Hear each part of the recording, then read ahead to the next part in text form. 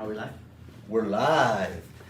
We're back again, guys. How's everybody doing out there? We're here for the Marathon Monday. On the Monday this time. Marathon Monday, guys. Episode 2. Like we told you in the last episode, we were gonna bring back our good friend here, Eric Velasquez. Hello. And we're back again. He was a favorite after the first episode, so we had to invite him over again to let us know what's going on, what's happening, what's been up this past week, and continue on some of the. I know we were talking, getting pretty heavy and talking into some of these concepts, and we were bouncing around a little bit the first time, right? But now we'll be able to get into maybe a little more in depth in what we do, what are we doing, what we were talking about before. So, hey, it's good to have you back. How's your week been? It's pretty good. It's been a Pretty pretty good? good week.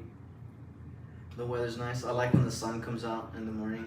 I hate how lately it had been gray for like a month. Mhm. It was cloudy in the mornings. You see, and I like those mornings. To me, those are the kind of mornings that make you want to get up and get out. Gray days? Yeah, I mean, that's just the way I am. Okay. I mean, you see, even rainy days, those are the awesomest to me. Yeah. I know a lot of people like a nice, windy, rainy day. Oh, absolutely. But to me, it makes me want to stay in. It makes me think coffee, donut. Well, or I think something, coffee's a movie, must regardless, right? So. blanket. I want to stay in. I want to read when it's rainy and windy. Awesome, guys. Well, we have people coming on. Thank you for joining us. Like we said, we want to bring you guys something different, something you don't see in Eagle Pass. Not necessarily, those of you that are familiar with the Rising Texan podcast has a little more political, annotations to it, and we're bringing you this podcast, the Monday Marathon, because it's Monday and we're about to go on a marathon, right? Hopefully. So, Eric, one of the things that we stopped talking about, and it was of interest to me, you say, and I've noticed, of course, I follow you on social media, Snapchat mainly, but you have a lot. You're a well-read individual, and that's something that I guess you do see it here in Eagle Pass, but not just ordinary, And I think I spoke with you earlier that I have a plethora of all these books. Yeah. But finding the time to sit down and actually read, and I'm awesome at one thing, is starting a damn book but never finishing it. Yeah. How do you get through that? How do you end up staying so well read, keeping up with books and everything? Because I see your Snapchat, and pretty much all the time I see books versus you commenting on things. So how is that, and what kind of books do you enjoy reading? I like to read mostly the classics, like older books. Currently, I'm going through this run where I'm rereading books that I read when I was like in junior high or, as a young teenager, which I didn't really appreciate then as much as I do now. Like the pain and suffering, because you're too young to know at that point. Do you think that maybe the educational system is not, preparing us for kind of that? Because Definitely not anymore. Okay. If they're teaching the tests and all that, and they're teaching you how to answer correctly, like on the whatever they call it now, the standardized test, whatever the acronym is. STAR, I think it's a STAR now. It's back to, wasn't it STAR before, or? Well, TOS, TAX, TEEX, I don't even know how many I hit a home run on iterations. that TOS test, but what they tell me, the STAR test is nothing like the TOS test. Yeah, who knows? Who knows? I don't think it's the same. But yeah, even back in the day, like they had us reading, for example, Catcher in the Rye. Why does a kid have to read Catcher in the Rye? That's just going to turn you off. Yeah. And even the main character is very morose. He's very, down on his luck. And why do they have kids read? What's the one with Piggy, the main character, with the little kids on an island? Oh man, I know what you're talking about. Lord of the Flies. Lord of Yes. the Flies, yeah. That was one of the first ones, I think, going into the pre-AP English or Yeah, AP you had to read English. it, like Yeah. the summer reading list and all that. Like, I'll be honest with you. I said that I read it, but I didn't read it. And it was just. To me at the time, it's a good we book were just too, like, don't get me wrong. No. I'm sure it is. I haven't gone around to complete it or finish seeing it or anything like that, but it wasn't anything that calls my attention. Exactly, yeah, that's what I'm getting at. Is like it's killing that inner thirst for knowledge that you get from books. In kids, when you have to read stuff that is boring, you know, Animal Farm. I had to read Animal Farm in 7th grade. There's no way a 7th grader is gonna understand Animal Farm. And it's boring, you know. I mean, yeah, it's cool, I guess, the animals and everything, but well, because the animals are a whole what is it called? An analogy for what actually going on, right? yeah, exactly. So, and I think, yeah, you're right. A lot of people don't. I mean, young adults growing up, they're not. The brain's not there just yet, or at least not many of us, right? And it's difficult to move on from there. Well, for some people, they might like superhero books, and it's like they're not gonna let you read a superhero book for class. You have to read whatever the recommended reading list is, and most of the time, these books, while they're great books, you know, as a little kid, you're not gonna really enjoy it as much as a superhero novel or something like that. Something like a Harry Potter, even though they're not the most, you know, advanced books. At least a kid will. You're feeding a kid's like thirst for reading, and it's awesome and it's fun and they want to read more and they're turning the page, and that's what you want. It shouldn't be about we're gonna force him to read Dostoevsky, you know, like a really young age, because it's just gonna bore them and you're just gonna kill that faculty in them. That makes a lot of sense. It's kind of like you're overloading them with stuff that they're not even interested in, and then they're just gonna drop that whole habit if it was created when they were younger. Yeah, exactly. All right. I hate to skip around, but we do have a question already. What are y'all's thoughts on the inconsistencies surrounding the Uvalde shooting? From the shooter's backstory, the cops doing and not doing something, the heroes not being heroes after all, among other things. That's a pretty good topic that we can touch on. I think it's par for the course. I think that's the way it goes, always. You can never believe what they're saying in anything, like, because they themselves, were you there, you know, like, to quote Johnny Depp, you know, were you there? And unless you were there, it's hard to know. So of course, and people are going to be covering their backsides, you know, and covering for the department, covering for their buddies. So there's a lot of, I mean, how could you know, really, unless you were there, eyewitness events. And even as we know, like, witnesses, they're not the most reliable either. No, and you know, I guess kind of whenever you're watching all these, because I'm a real big thing on documentaries. You know, I would rather watch a documentary than like a show on TV or what have you, to kind of learn a little bit. And you in some of those cop shows and stuff like that you watch, you end up kind of learning that a lot of these witnesses tend to be not reliable. Yeah. Because of the whole trauma of seeing something, and some people's brains kind of close into trauma and they forget. It creates a temporary amnesia type of thing. Yeah.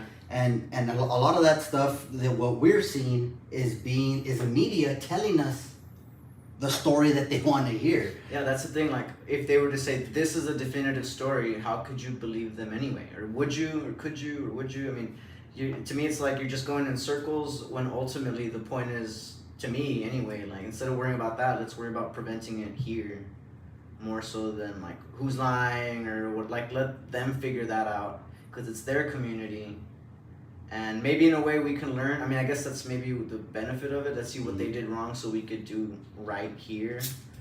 But I don't know, I wouldn't count on the media or any kind of, like, how could you believe them anyway, even if it was right? I'm not saying like doubt everything they say, but at some point you're having to take someone's word for it, no matter what. I would think a better word would be kind of like question, right?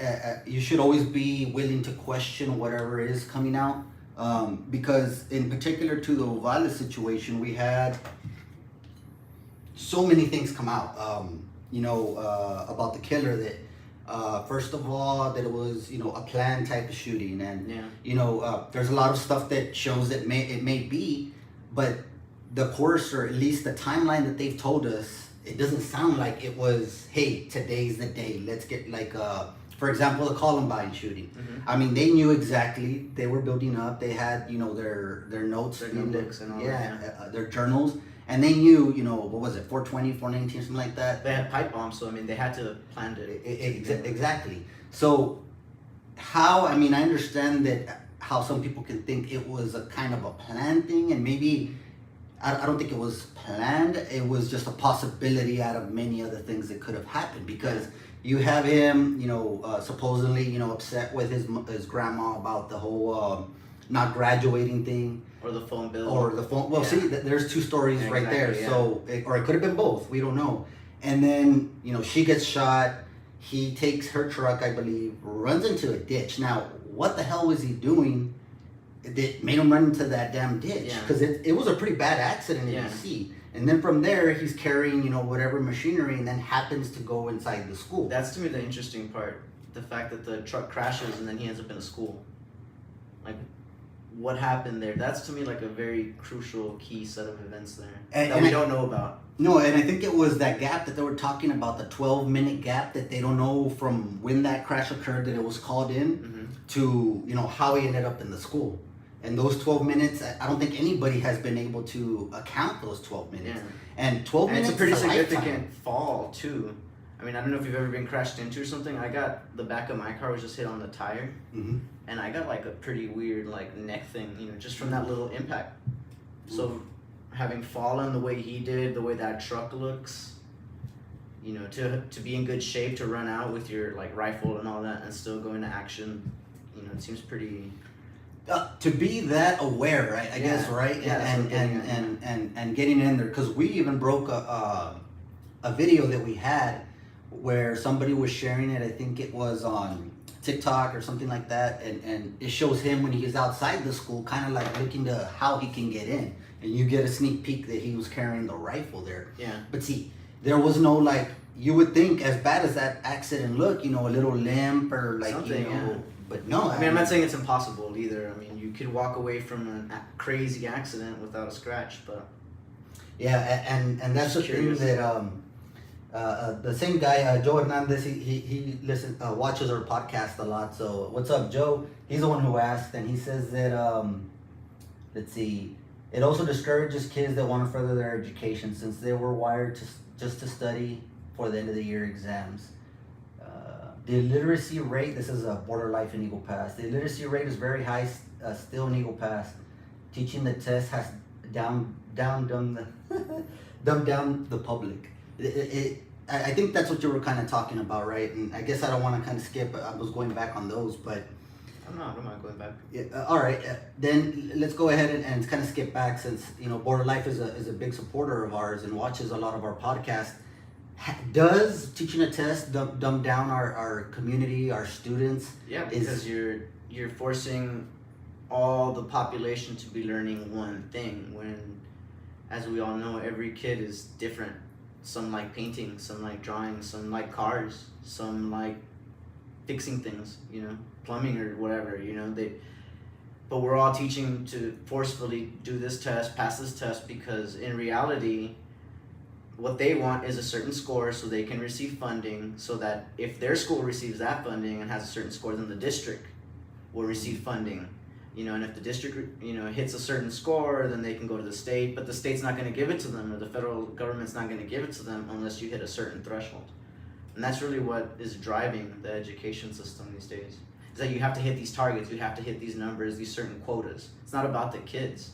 So, they're getting caught in the middle, not really learning anything except how to answer the test so that their teacher can look good, so that their principal can look good, so that their, the higher up you go can look good. And then you can get funding. Everyone gets a little cut of money down the line. Now that we're talking about funding and the school district and all that, we recently kind of broke the news on the Maverick Times. I guess not news, it's public information, right? And top 10 salaries of the Eagle Pass Independent School District. And it caused a little bit of stir well, I know you don't have Facebook, but a lot of people had their comments on it, right? You have any comments, any ideas? Well, if you just, I don't know, I saw the list, I don't know any of those people, I didn't really look too much at the names, I just looked at the figures. And to me, like, just glancing at it, it was easily over 1 million. And yet you're just telling me that the illiteracy rate here is incredibly high, so... Yeah, that's coming from Border Life in Eagle Pass.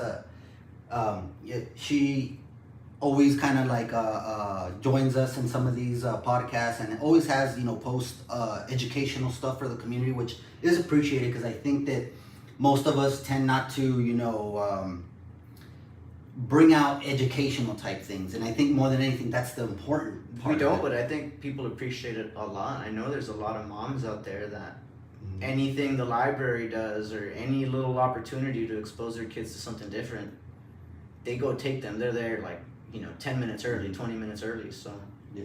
I mean, it's just the lack of it, I think. Not that people don't want it. And kids certainly want it. Kids love to learn. You really have to go out of your way, which is what the education system does. You really have to go out of your way to kill that curiosity in a kid. But that's what it does. So you're saying the current educational system, and we're not talking specific legal pass, but the whole branch public of education. public education. There you go. Is somewhat blanketing our students from their own individual light, I guess we can say, right? Yeah. Because I guess they want to guide us the way they think things are structured, but it's kind of counterintuitive, as you were explaining, because there's several. I mean, we're diverse. Mm-hmm. We can be brothers raised in the same home, but have two completely different. Yeah, exactly. One brother went to the military, and the other one went to college. Yeah. So, what would you think? I mean, I know I can say what I believe that, hey, this might help, that might help out, but how could we fix that educational system? Or do you think that we just need something completely different? The way we fix it is getting government out of it. Because it's the same thing as we talked about last time with the DMV. There's no incentive for a kid to go on and do great, whether he graduates with a D or with an A, it doesn't matter. What matters is that the kid showed up. That's why you have truancy laws. It matters more to them that the kid shows up than that he's failing. You could show up every day and fail, and that's fine to them. But if you were to hey, I'm getting straight A's, I'm passing all my tests, why do I need to come every day? Suddenly that's when you have a problem. But yeah, it's the government set up system because there's no incentive. It doesn't matter to them. As opposed to a private institution where they can boast, 90% of our graduates go on to Harvard. 90% of our graduates go on to Yale, and they pride themselves on that. And so you give them your money voluntarily because you're expecting a certain product. You see, and I think, and I understand that the private system is different than the public, and that's everywhere. The public sector, versus private sector, there's things that there's a difference. So, would you say that private sector gears towards the elites, the people with money, the people that can afford it, or the way it's set up currently? Yeah, because you have no choice really as a parent because you're getting taxed for this out of your going back to your property taxes. So you don't really have that. If you weren't to be taxed and there was no system, who knows how you would educate your children? Who knows what kind of system would be around. I think, and another thing is teachers get screwed in this public education system because they're unionized. So a great teacher gets paid just as well as a cheap, a not really caring teacher. They're on the same pay structure. Somebody with a degree. Yeah, exactly. But in a private setting, a teacher can charge what they want. Oh wow. They can, kind of like a tutor. This tutor will get you into the Berkeley Music School. They'll get you into a Philharmonic if you study with this tutor. This violin tutor as an example. Mm-hmm. It'd be the same thing with a math teacher or a science teacher. Hey, you want to go on to this MIT? You need to study with this guy, and yeah, he's going to charge a little bit of a higher rate, but at least you have he has some kind of incentive to respond to, and poor people, the way it's set up currently, you have no choice. You have to go work and leave children in the hands of the school system. At least this other way, you'd be making a deal with a teacher who, the other thing too is you could make a deal I'll mow your lawn in exchange or I'll fix your car, I'll have your AC fixed. There'd be so many other solutions that people could work out with teachers that everybody would be so much better off in because they're responding to incentives. Like I said, the education system, the public one, it doesn't matter. That's why you see teachers can do things with children that they shouldn't be doing. I'm not going to say what. And yet the school can continue to operate. As opposed to being a private institution, people would pull their kids out immediately. There's an incentive there to watch what your staff is doing. And in a public school, it doesn't matter. It keeps on going.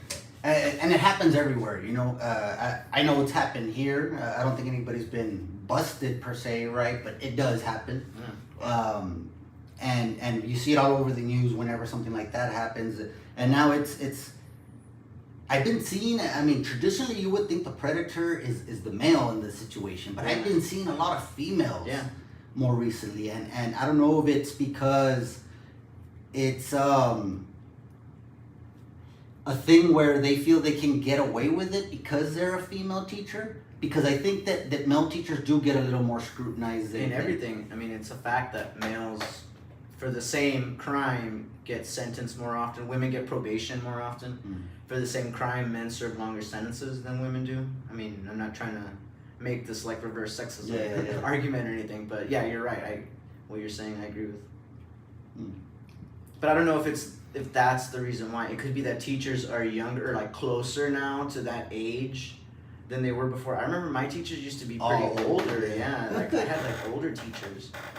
And maybe it's also the cell phone, the ability to. I never understood in today's age how teachers they text with the parent, and they're texting back and forth and all that with like make sure like when I was growing up there was none of that. Like it ended when the school day ended. You know, you see the teacher the next day and there was no contact between anybody. Or there would be a call to your parents and your parents would have to go to the school, right? Yeah, exactly. It wasn't this easy access where you could communicate back and forth. Like there was no way for me to get in touch with my teachers unless it was at school for a specific reason. Yeah, because when we were, I mean, like I said, we're relatively close in age, 2-year difference, I think, something like that. So I know I didn't get a cell phone until I was about a senior. Yeah. You know, so, and even then it was like those little bricks that dance around and stuff like that. It wasn't much, but yeah, you wouldn't communicate with teachers in that way. Yeah. Yeah. You wouldn't see their outside life. Like I remember seeing my teacher at Walmart and being like, what? She goes to Walmart too? And now you can find your teacher like on TikTok doing dances, and you could see her like posing on Instagram. Yeah, that's what I'm saying. So, I mean, it's to me, it's just I guess the way the culture is going. Like, and it's not acceptable for men to do it. That's the thing. Like, as acceptable, I would say, and maybe that could be the reason. That's a great point because I mean, not to mention that the penalty for a man, like not just the sentence, but like he knows that if he goes to jail, like there's gonna be some prison justice waiting for him. You know, like, and I don't know if for women that's the same thing. You know, you might go to jail for like sleeping with your student, but are you gonna get shanked? You know, are you gonna be treated like a child offender? The same, you know, so maybe like I said, I always go back to incentives, like maybe the incentives or the punishment is different. Yeah. No, I totally agree with that. I mean, I think it's fair enough to say that the male prisons aren't the same as the female prisons. Yeah, they're a little different. Right. But nowadays, I mean, we don't know if that's going to change with all the gender things going around now. I mean, you know, it chuckles, right? But like it is an interesting story because how can you justify, let's say, you know, we had this swimmer, right? Transgender swimmer. Was it in college or high school? College, right? Leah Thomas. Yeah. Well, she won her first place and this and that. Okay, so let's say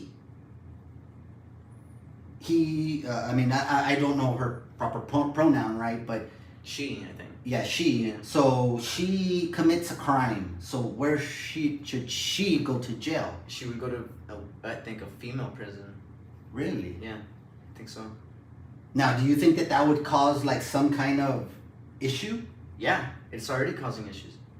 In those prisons where they've allowed men who identify as women into like female prisons, they're finding female prisoners getting pregnant and stuff. Not this time. I mean, sometimes it's the guards and other officials. Because that does happen. That does happen too. Yeah, very very much often. In fact, I just read a study that said it's more than likely that you're going to be molested by a guard than a fellow prisoner, both for male and female prison populations. Yeah. Wow. And that's crazy because, you know, you go. These are government workers. Yeah. Yeah. This is like you go to prison thinking that like, well, you're just gonna serve your time, what have you. Yeah. You have to deal with the population there at large. Yeah, exactly. And then you would think that you can not confine, but have at least some security. Right. Yeah. With the people that are working there. If something goes wrong, I can go talk to this guard right here and let him know. Like, and that's not the case, right? Well, okay, you want that thing, you're gonna have to do something for me. Oh, man. You know, you want protection, you know what you're gonna have to do, and everybody knows. Hey, if you want something, you need to go through this guard. He's gonna whatever, let him do whatever you want, but you're gonna be good after that. And okay, again, Joey Villarreal, he's always on our shows. He's commenting. JV. Yeah, men can get pregnant. Now, Calvin Klein came up with that commercial recently. You know, where a man's pregnant. I saw that there was a Japanese, right? Something like that. Asian, I guess. It wouldn't surprise me if it was Japan. Japan's always doing crazy experiments. Yeah, that was actually able to implant, you know, a baby on a guy. In a male, okay. In a male. Yeah. So. And it survived. He had it. Well, no. Well, like, I mean, I'm curious as to how he's gonna have it. Yeah. You know, of course, there's the C-section. Like you can implant a baby, but you need don't you need the placenta? There's like a lot of other things you need to feed the baby. And to me, that's where it should come to a stop. This conversation, you know, the gender and this and that. We put out a story, you know, about State Farm.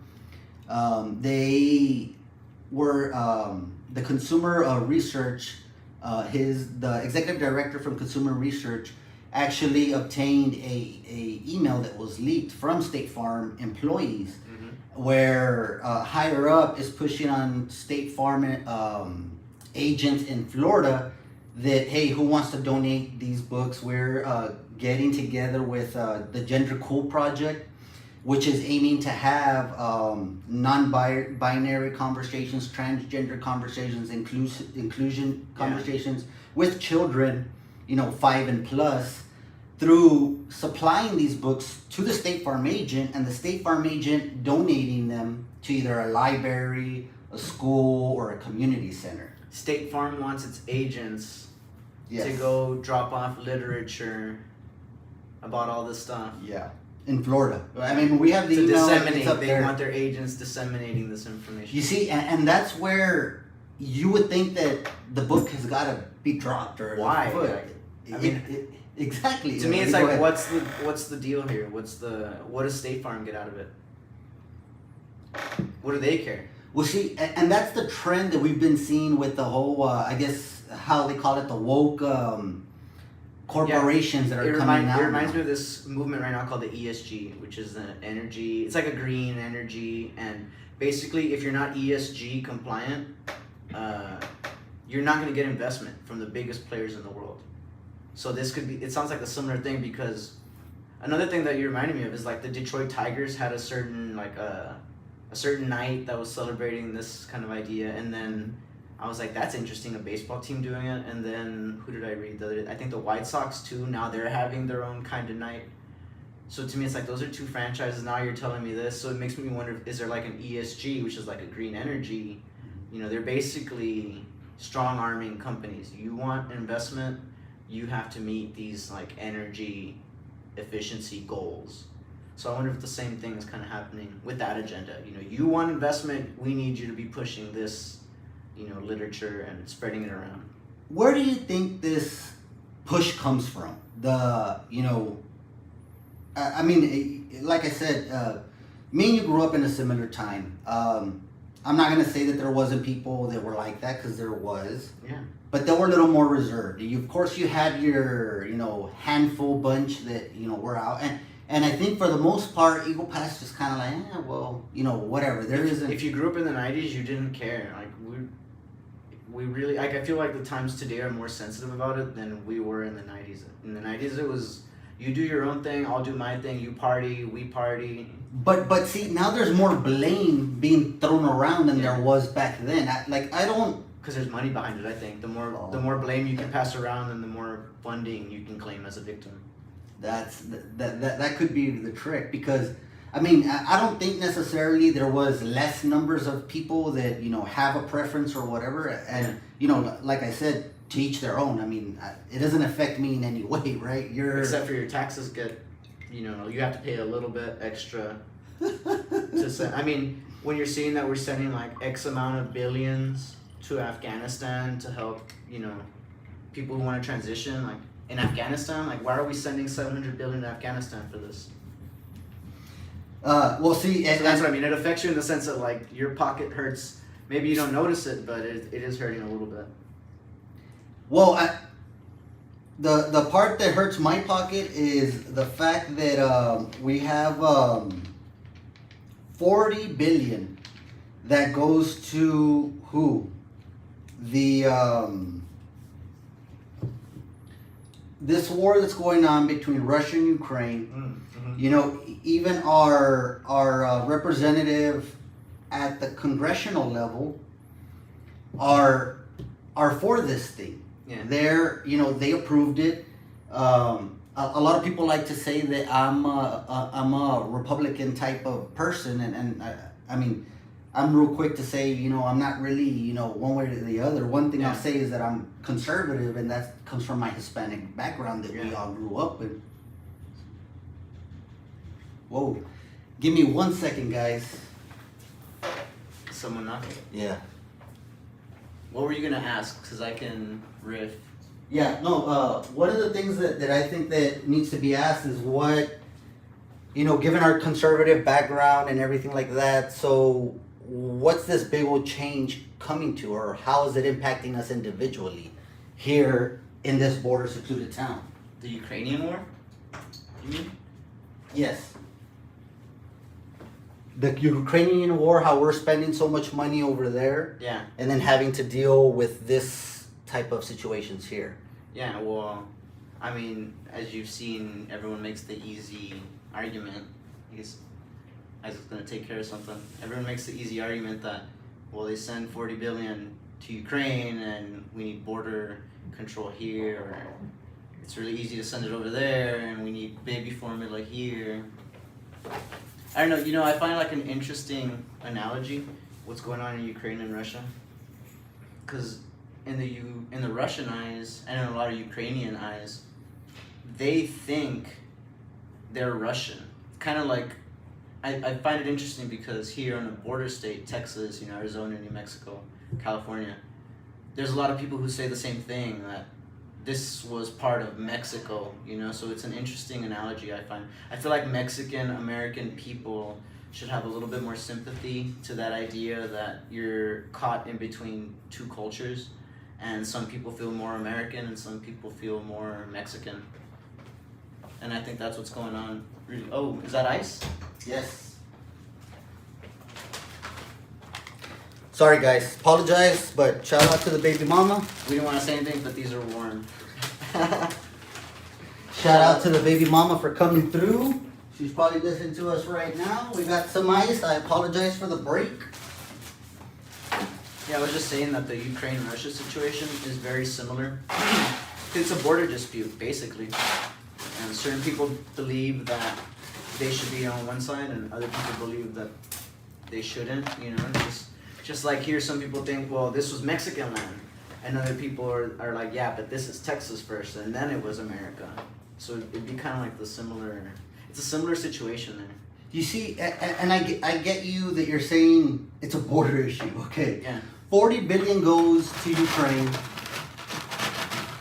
Part of it in there. Not even, that's a lie too. Well, I mean, the package is for 40 billion. Yeah. We know, I can't say exactly who, what, where, but there is some sort of contractors in the middle that are tied to some of these people that are in there. Like I said, I can't say names, but it's common sense. Yeah. Because some of these people that are so, and I'll bring it out, like Tony Gonzalez, the congressman that we have here in Congressional District 23, which is part of Maverick, he voted to approve the 40 billion going over there. Okay. Yeah. Now, he approved that, but then he says, slams Biden on his border issues. Mm-hmm. So, I mean, I'm playing, what they like to call me, the quarterback, Monday quarterback, or what is it? Yeah, Monday morning quarterback. Monday morning quarterback, right? He likes to call me that.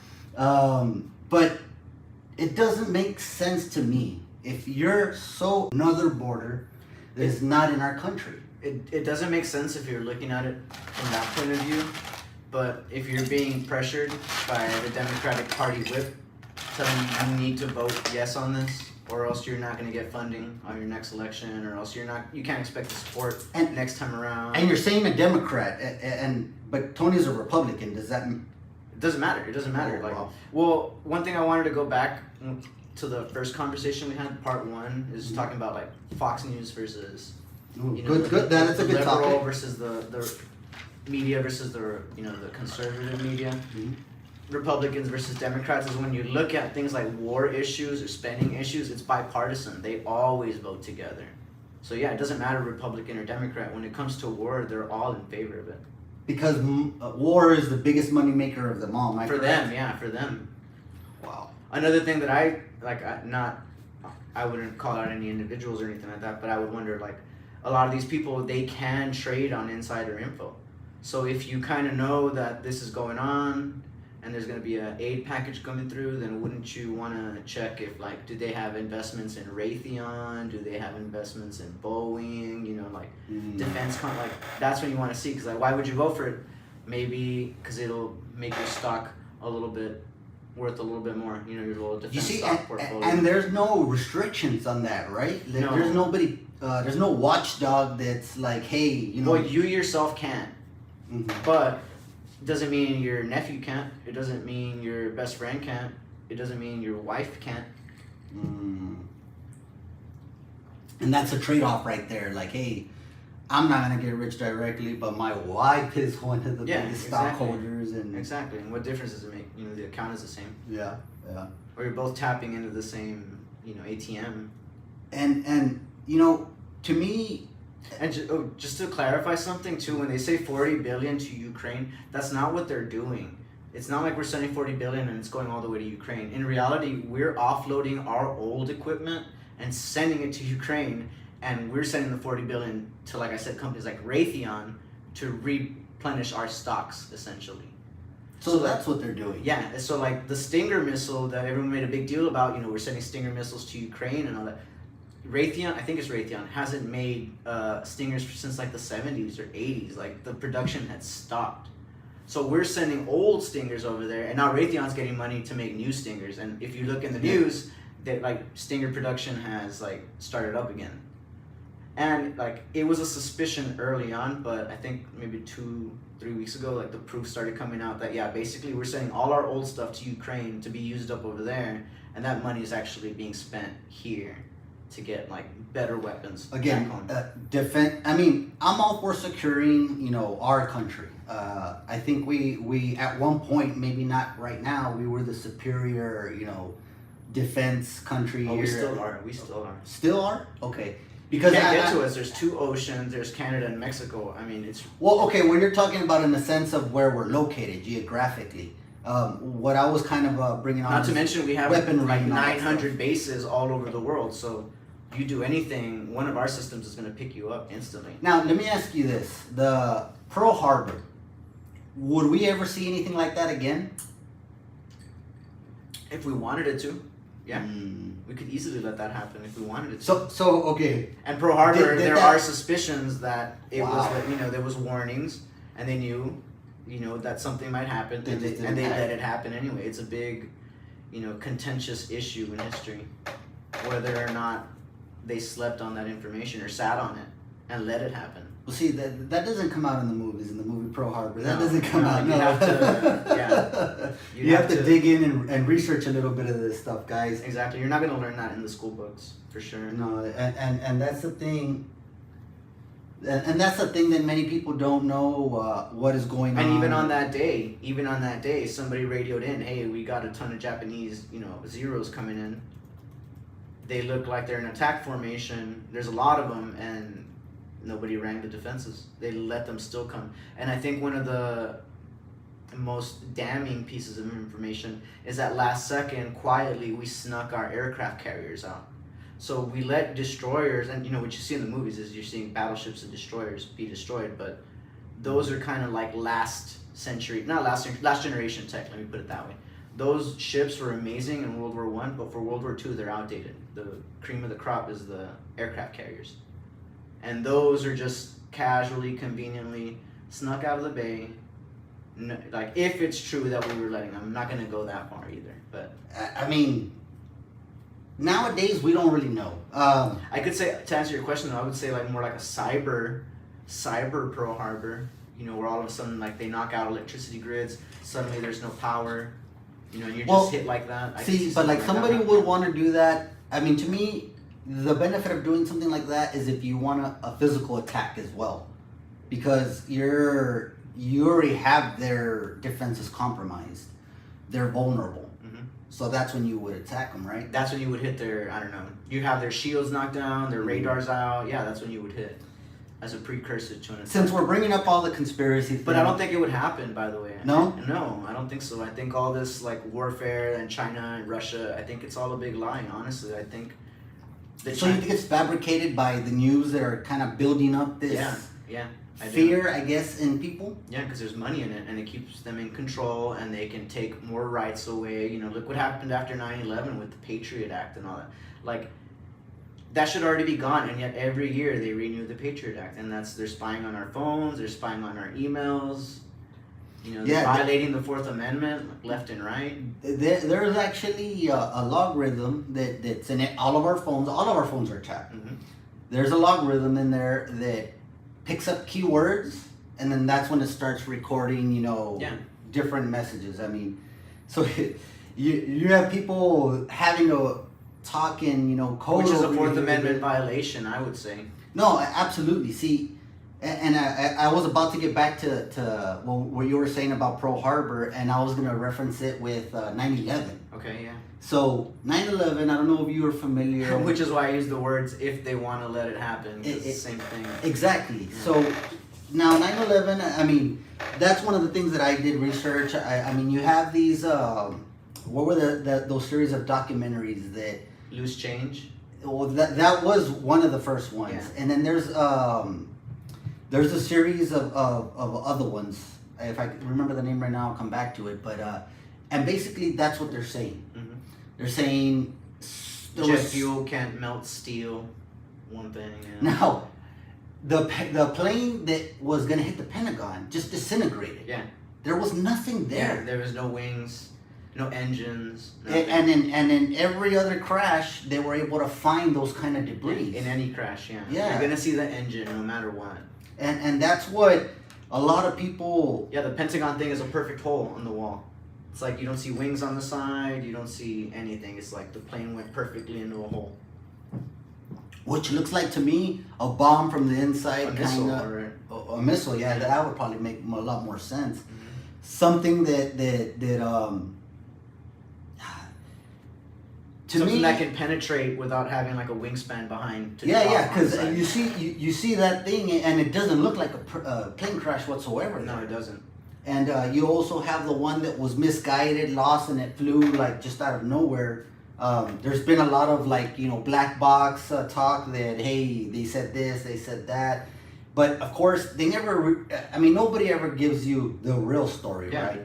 Military holds back a lot of these things. CIA holds back a lot of these things, and then they release it later on. And then we see it on these documentaries that come out. That snippets. People that are able to put the puzzle pieces together. Who were there a lot of the times. People who were actually there with their cell phones. Like, that's where a lot of the truth came out. Yeah, and see, a lot of that, people disappeared too. Like, you got that. Yeah, there's a lot of people who disappeared. A lot of people who committed suicide. Just like the JFK assassination. A lot of people surrounding him disappeared and committed suicide. Well, you gotta, and people joke about it, how Hillary Clinton has in the hundreds of people that have committed suicide. Clinton body count. And it's like, what the hell's going on? And he committed suicide and rolled himself in a blanket, or he committed suicide by shooting himself in the back of the head 3 times. Yeah. And it's funny to me, man. It's funny to me, not of what's going on or the big veil they're trying to put on us as the public, but it's just the way that they're doing it. You know what I mean? Mm-hmm. And the people. And people laugh about it. Like, that's to me one of the, going back to the question you asked me, like, how can we fight them? How can we get some power back or something? It's take instances like that and don't just laugh at it. Think like, that's pretty serious. Is that true? You know, and then look into it and then pick a side.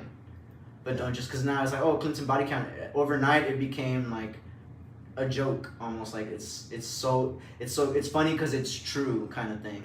And there's memes about it. Yeah, I mean, and there's exactly, that's what I'm saying. Now there's memes about it. Instead of being like, wait, what? Is this true? Like, well, shouldn't somebody look into this? This sounds fishy. You know, isn't there an investigation? What are we gonna do about? You know, people are outraged about the Border Patrol fake guy who's lying about give me money because whatever. You remember that guy? Yes, Conversation. yes.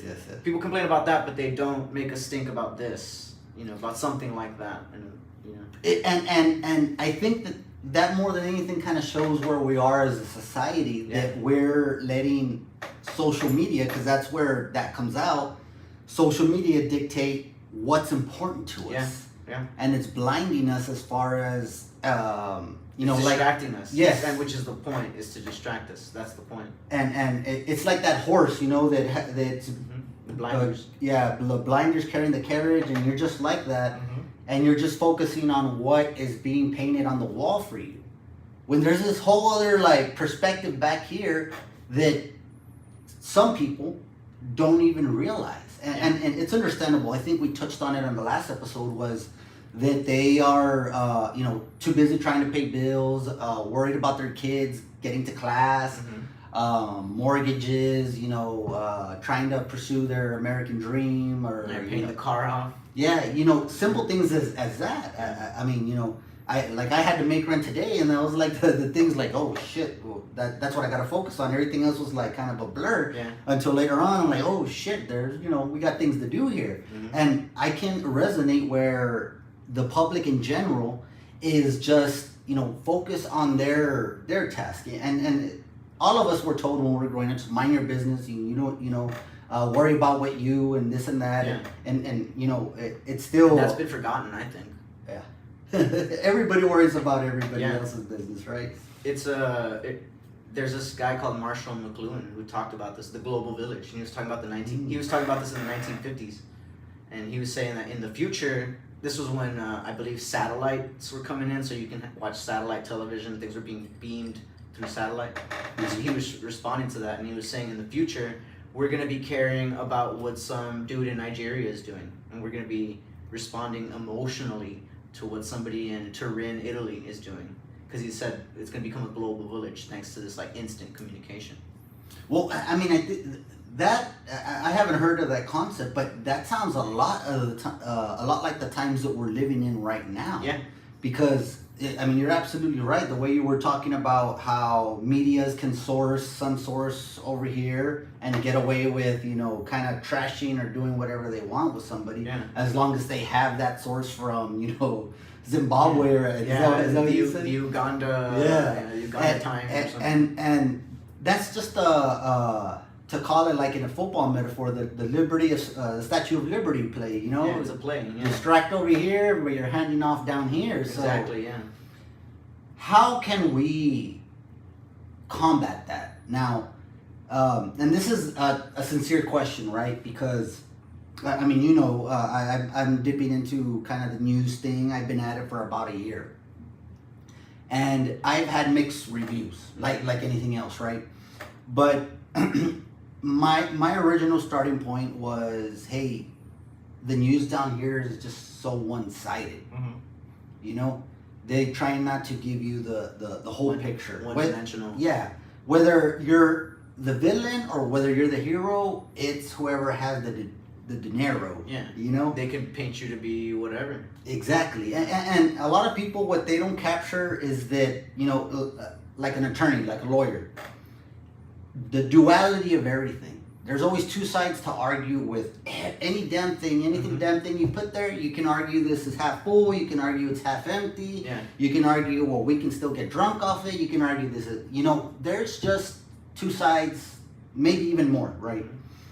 So then how do you moving forward in my perspective, with the news, because my original thing was, hey, okay, all this one side is being, pushed.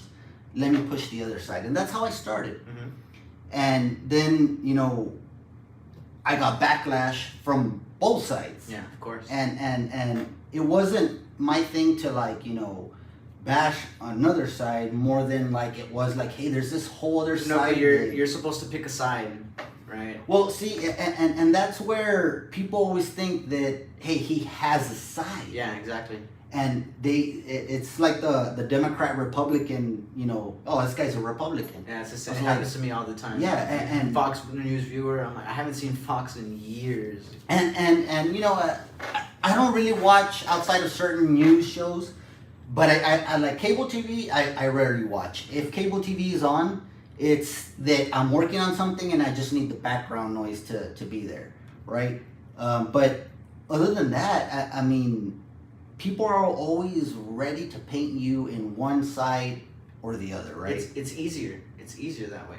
Then I don't have to think because I don't have to think of an adequate response to what you just said. Maybe you made a great argument, but if I can just paint you as a Fox News viewer, then I don't really have to argue anymore. I can just dismiss you.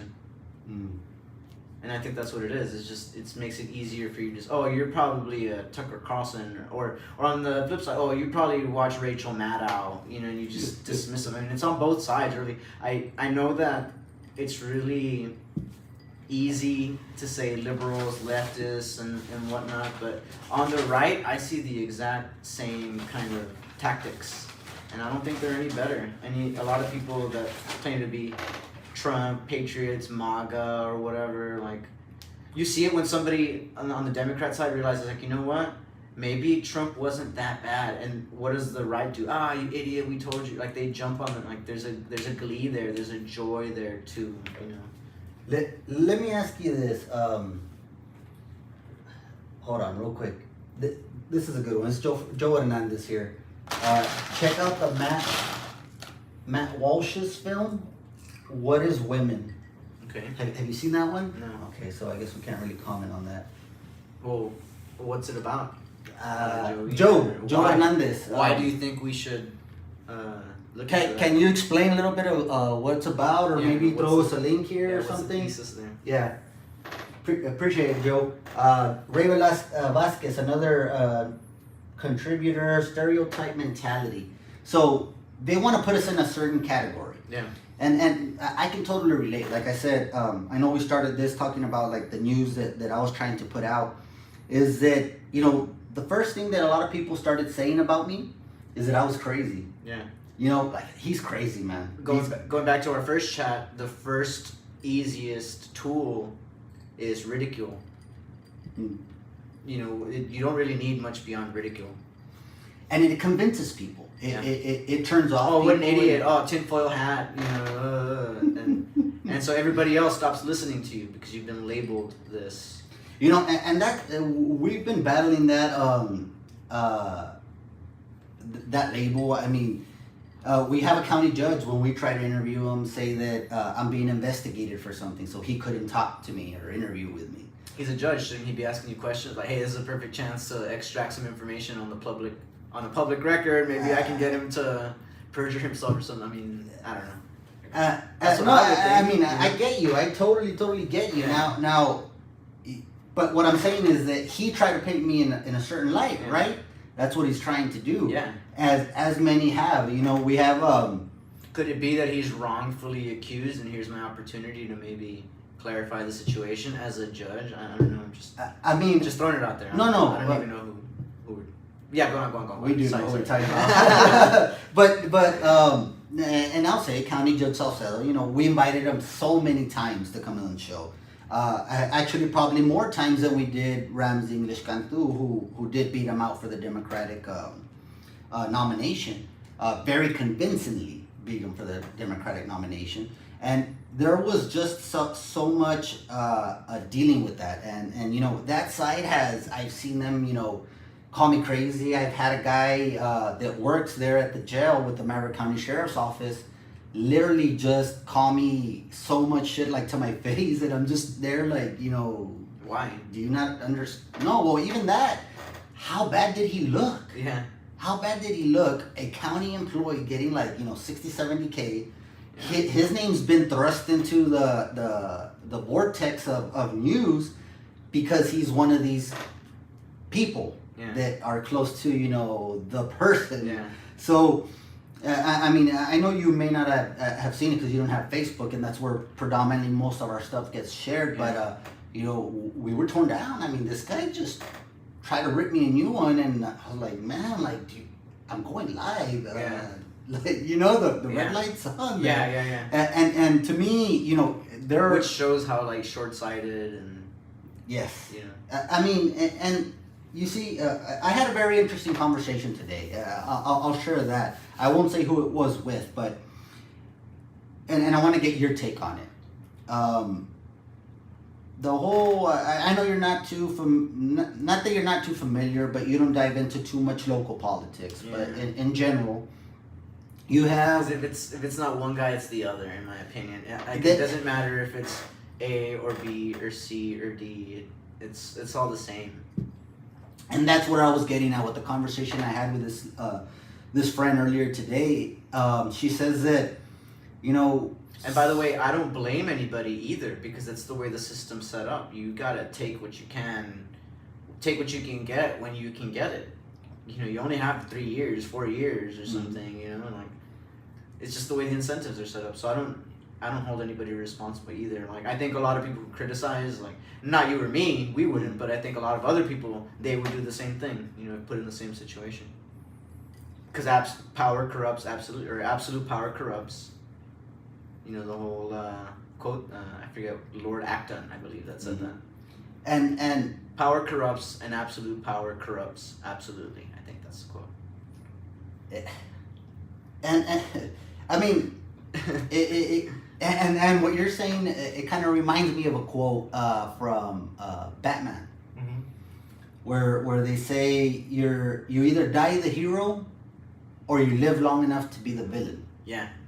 And I and that sounds so true, because in so many different senses, right? Because let's say how you're saying it, the corruption. You're saying somebody can come into this game so innocent, wanting to do what is right, but he'll end up the most corrupt individual that anybody has seen. Either that, or you're just not going to run the next election cycle because you don't want to have anything to do with this. Well, or you won't be in the, you know, push to run, you right? Because people have to back you. You won't be put on a nice committee. Yeah. You're not going to receive, and if you're not put on a good committee, then you're not going to get good intel on like upcoming land deals and things like that. Like, it pays, literally, it pays to play along and get good, get a good gig, get put on a nice committee where like minerals, hey, there's a mineral deposit that is gonna be developed pretty soon. You might want to invest in this company. Yeah, it's getting very, I want to say interesting, because I mean, me in the perspective, and as I was telling the lady earlier today when I was talking to a friend of mine, I said in the aspect that I've seen, because before, it was like I was the reader. I was the consumer of news or what's the word that's going around town. I was a consumer for the longest time. So you take these things at face value. Yeah, exactly. And now that, you know, I've gone to a different journey and I'm doing this, like, hey, well, you know, let's see how this goes. I'm seeing things on a different plane. How the sausage is made.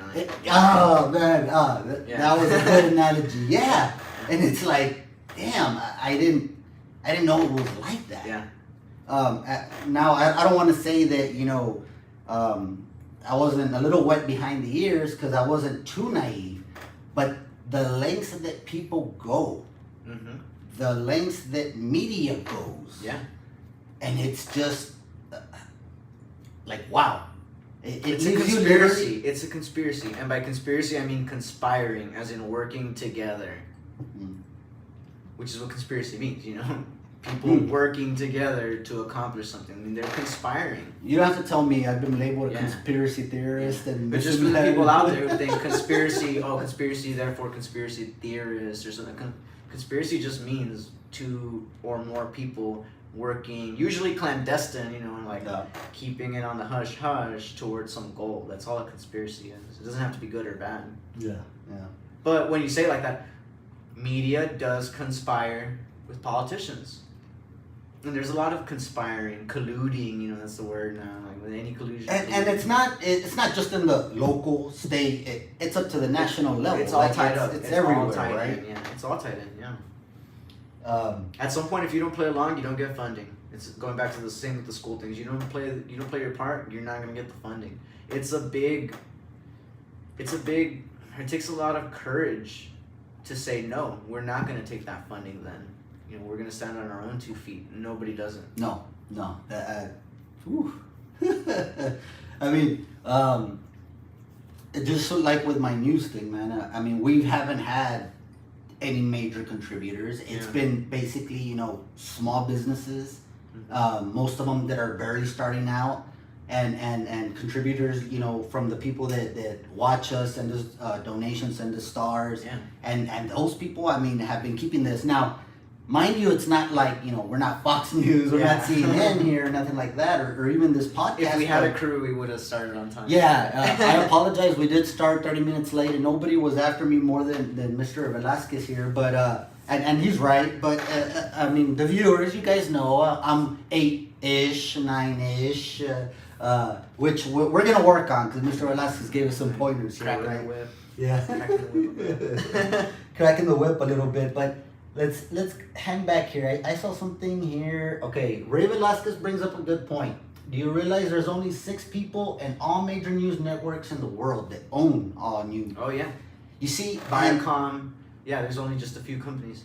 And the thing isn't that a monopoly? Well, not by one person, but what I'm saying, it's an oligopoly. There's the word for it. There you go. And it's a tight-knit group. Yes. They'll do anything to keep it just them. Yeah, just like the car manufacturers knocked out the guy who did the DeLorean. If you look into the story of the DeLorean, it's the same thing. I've seen the. They colluded. Well, that was collusion. They colluded. I saw the documentary on it, and that was just some crazy during a war they were trying to build. It was a lot of crazy stuff, but it was a crazy concept of a car that people loved. Yeah. I mean, people wanted that damn car. It was a huge threat to the industry. And okay. And real quick, I just want to make it very clear what monopoly means. Mm-hmm. Monopoly doesn't mean majority share in a market, majority market share. If you have one, you could look it up on Google and it's going to say one vendor or one seller controlling the market. That's not what it means. Monopoly means you have a government granted privilege. Only you can do it.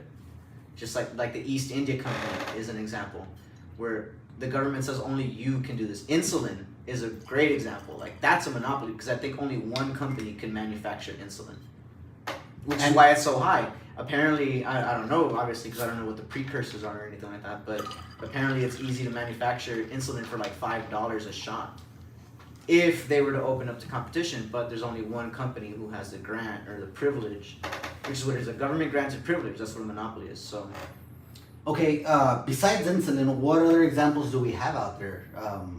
Do you know of any? Yeah, the airline industries. All these oligopolies, the ones you just mentioned, the vehicles, that's another one. Only they have a license to. What's another? Similac with the baby formula. I think only 3 companies have the license to produce baby formula. And it's real hard to get to that level to get that. License, right? By design, they lobby them to make it hard so that it takes hundreds of thousands of dollars to be approved, as opposed to somebody at home who's hey, I just came up with a great ingredients list. All the babies seem to be flourishing. It's better than the Similac chemical crap that they're putting out there. I mean, let's be real. We're making a big deal about it, but it is chemicals. It's not it's the healthiest thing in the world. It's man-made. Yeah, and honestly, that's an example of the right wing, not playing it as straight as they could, because they should be. like they're using it as a stick to hit Biden with, without admitting that, yeah, but it's also not the greatest product in the world either. Yeah, babies need it, but it's also chock full of chemicals and preservatives and who knows what else. No, yeah, and there's a lot of proven studies that there's nothing better than getting, you know, the natural from mom. Yeah, there's nothing better than that. Yeah, and I don't think I was, I think I was fed baby formula. Explains a lot, huh? Yeah. Well, getting back to this thing now, it says Joe's throwing out that. Okay. All the vaccines, by the way, all the vaccines and all that, those are all examples of monopolies and oligopolies and government granted privilege. Only they can do it. Not only that, but they're protected by from lawsuits. Politicians are involved in legalized crime. Mm-hmm. That's Joey Villarreal. Okay, Adrian and Yonela Rodriguez just got here. What are we talking about? Viacom owns at least 80% of the entertainment and news industry. Mm-hmm. Wow. So they're kind of if bring this concept in, if certain majority has that much of not a monopoly, but that much of market share. Good word. Thank you. So they control that much of the market and what gets distributed. They do, however, when you're that big, the slightest you're so over leveraged. Meaning, like, you owe money here, you owe money there. There's stockholders, there's investors. You're so big that the slightest miscalculation can ruin you. So I mean, at the same time, like, you can reach that percentage, but there's these natural built-in mechanisms where if you screw up, you're gonna get brought down right back to size. You know, it happens all the time. It happened to IBM. IBM was the biggest computer company. They miscalculated, and now who even knows what? Well, actually, IBM now is doing like vaccine tracking, and they're trying to bring their relevance back into the market. But now we all know Apple, Mac, and you know all these other computer brands. Well, see, now that makes a good point, because we're getting into where corporations now are trying to lead us in a political type of movement. Mm-hmm. And it's not just one side or the other, it's both. Mm-hmm. Because you have like we were talking about earlier about the State Farm, right? You have them pushing some kind of agenda, because I mean, and if you have time, I'll send you the link so you can see what they were trying to do. It was a leaked email and everything. So they're pushing an agenda. The other one is reacting to this agenda being pushed, and it's always just that back and forth. Yeah. Right? So where do the people fit in this? Where do, regular, everyday, me and you, how do we fit our viewers? How do we fit into that program? Or what is... can we do anything? Yeah, where we fit in is we buy their products or not buy their products. That's the choice we have. And nothing hurts them more.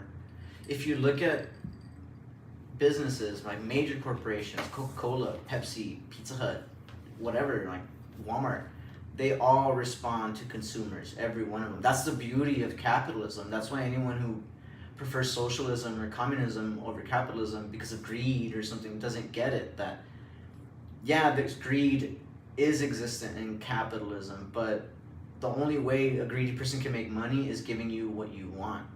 A product that solves something or that makes your life easier in some way, or that you just want just because you want it. Mm-hmm. So where we play a role is voting, as I say, with our dollars. You can buy it or don't buy it, like shop there or don't shop there. They will notice, and they do notice, like quarter to quarter, and not just them, but stockholders, investors. They're like, hey, our quarter's down, our stock has taken a dip, we're selling, blah blah blah. Like, it does matter much more than voting. Like, it's really interesting. Yeah, corporate, again, because it's private versus public. Private industries, Coca-Cola, Hershey's, whoever you can think of, KFC, they respond much more to their customers and their consumers than government does. For the same reason, government, there's no incentive for them. Like, they get money either way. Like, if they're you're taking your tax dollars either way. Either way, yeah. If their ideas fail next year, they just get the money again. They're just going to tax you again. Oh, actually, we might even need more because it failed. we used $1 million last year. Maybe we need 1.5 to make it work this year. And you see, and I think that you just like slapped the monkey on the back of the head with that one. Is that the government? How do we hold them accountable when there's no term limits? Mm-hmm. Because after you win an election, you're the incumbent, and it's real hard, statistically, to take an incumbent out, and that's where they're quote unquote doing their damage, or putting their pieces into play.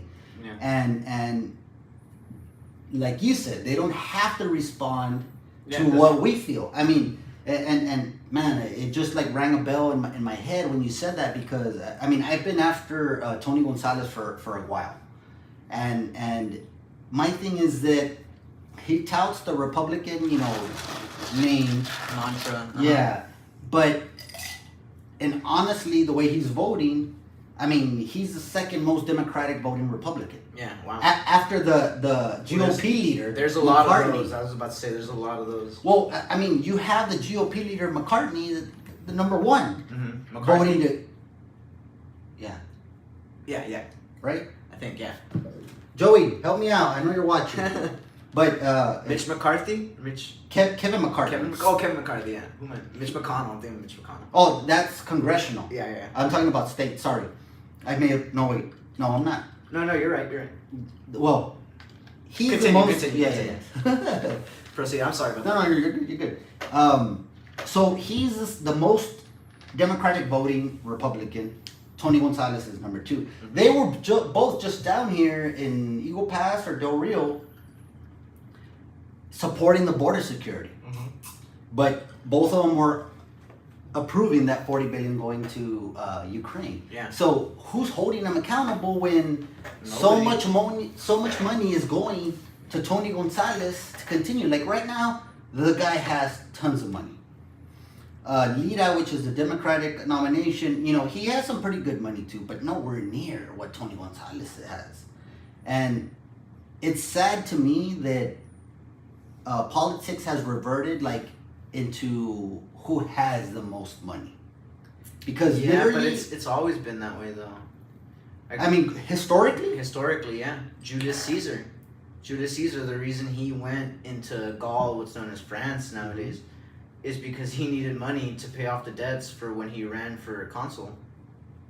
And if he didn't win in France, he wasn't going to have the money, and then he was going to end up in jail. It's like, it's as old as time. Granted, that's a republic too, so maybe it's like something that's... a little bit different. Or no, I'm saying it's like natural to like a republic and this kind of like system that we have. It's a fact of life when you have a system like this. Well, It's built in, it's baked in. Would you agree that there is no system that can solve everything? No, there's not. That I would agree, yes, that there is no system that can solve everything. No matter what we implement, there's always going to be a way to, circumvent the system. What might work here might not work in San Antonio, and what works in San Antonio might not work in Houston, or Dallas, or whatever. New York City, Miami, wherever. Yeah, that's why we all have to be as decentralized as possible. That's what I was getting at back in our last chat, saying that it's impossible for one policy, one person to know what's best for all. That's why the more decentralized, the smaller government you have, the more you're closer to what the people actually need. Now, I don't want, I guess. Smaller government, I'm all for that. I understand that. I think the locals should be able to decide. But then I think at the local level is where you have the more lopsided groups, I guess, so to speak. Because we're not involved as Mm. citizens. Mm. We just trust that they're doing what's best. And they're not.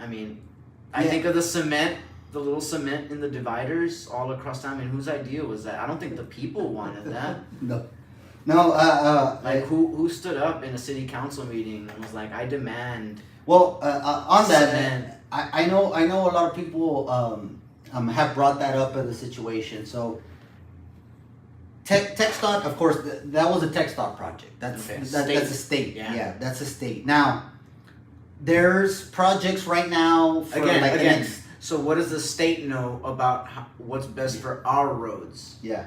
No, and I agree with you. Yeah. But Some bureaucrat who's never even been here declares that we must fill in all middle lanes. It was a project. Now I don't want to tell you that it was all TechStot. Mm-hmm. Now TechStot does visit with the local jurisdiction. No, they send the funding to the local level, and the local level decides which contractor is going to get the contract, and you put a bid in.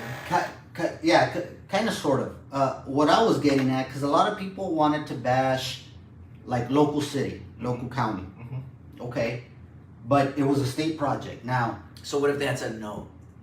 The funding, it depends. Now, I'm talking about the experience that I've had working as a grant administrator with the city of Eagle Pass, working with TechStot.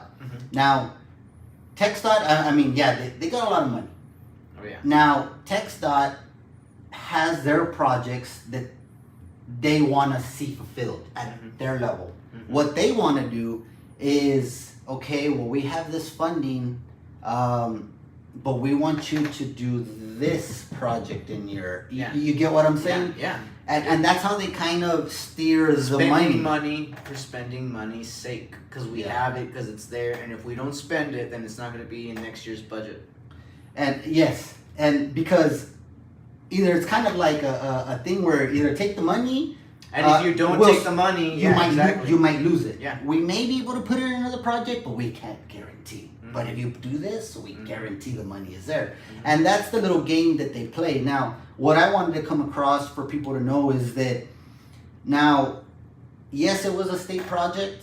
Yes, there was a decision at the state level, but the state did consult with the city. At any moment, the city could say, no, we're not going to do that. We don't want your money. Why are we going to build cement on these and make it more hazardous for our drivers? Like, that's drivers' lives. That's our citizens' lives. That's their vehicles that are being damaged.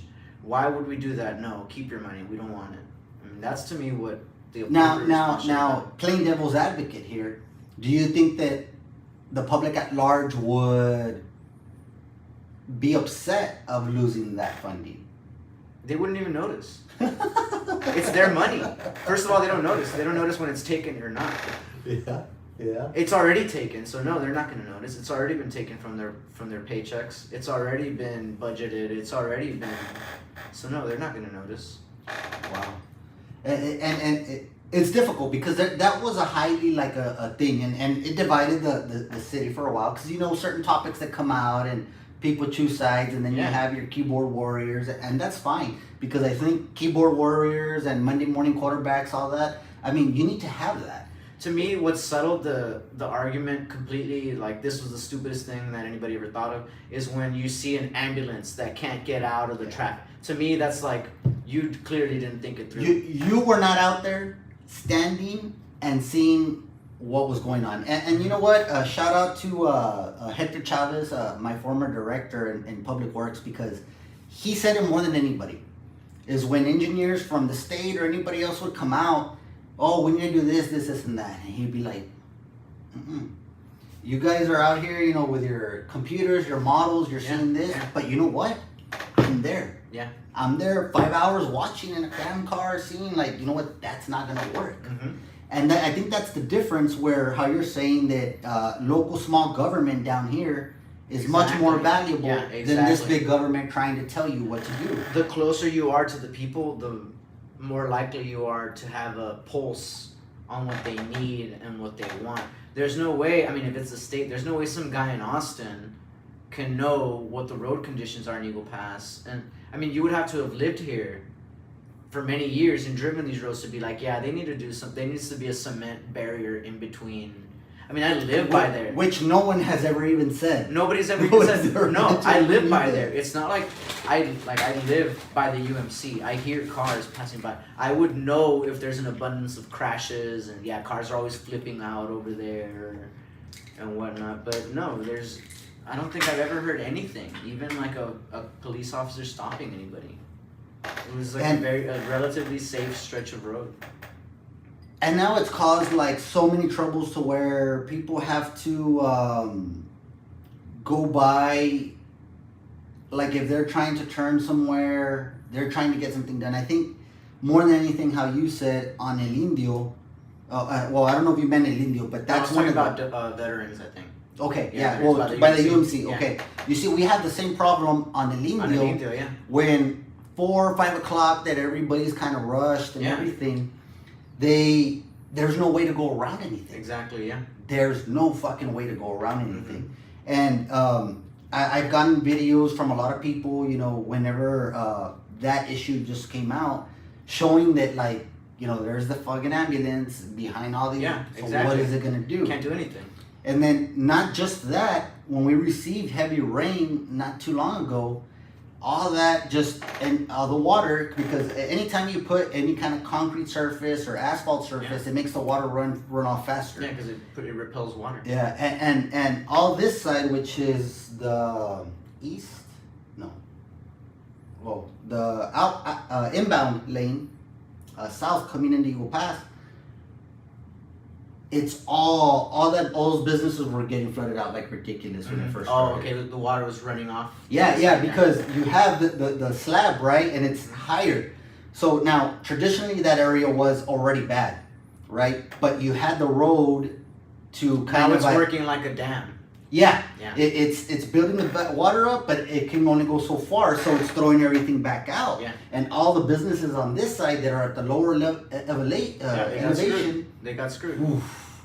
And it's like, what the fuck? Because whenever you build a house, the government regulates you as far as zoning, where you have to be a certain amount above the flood baseline. Yeah.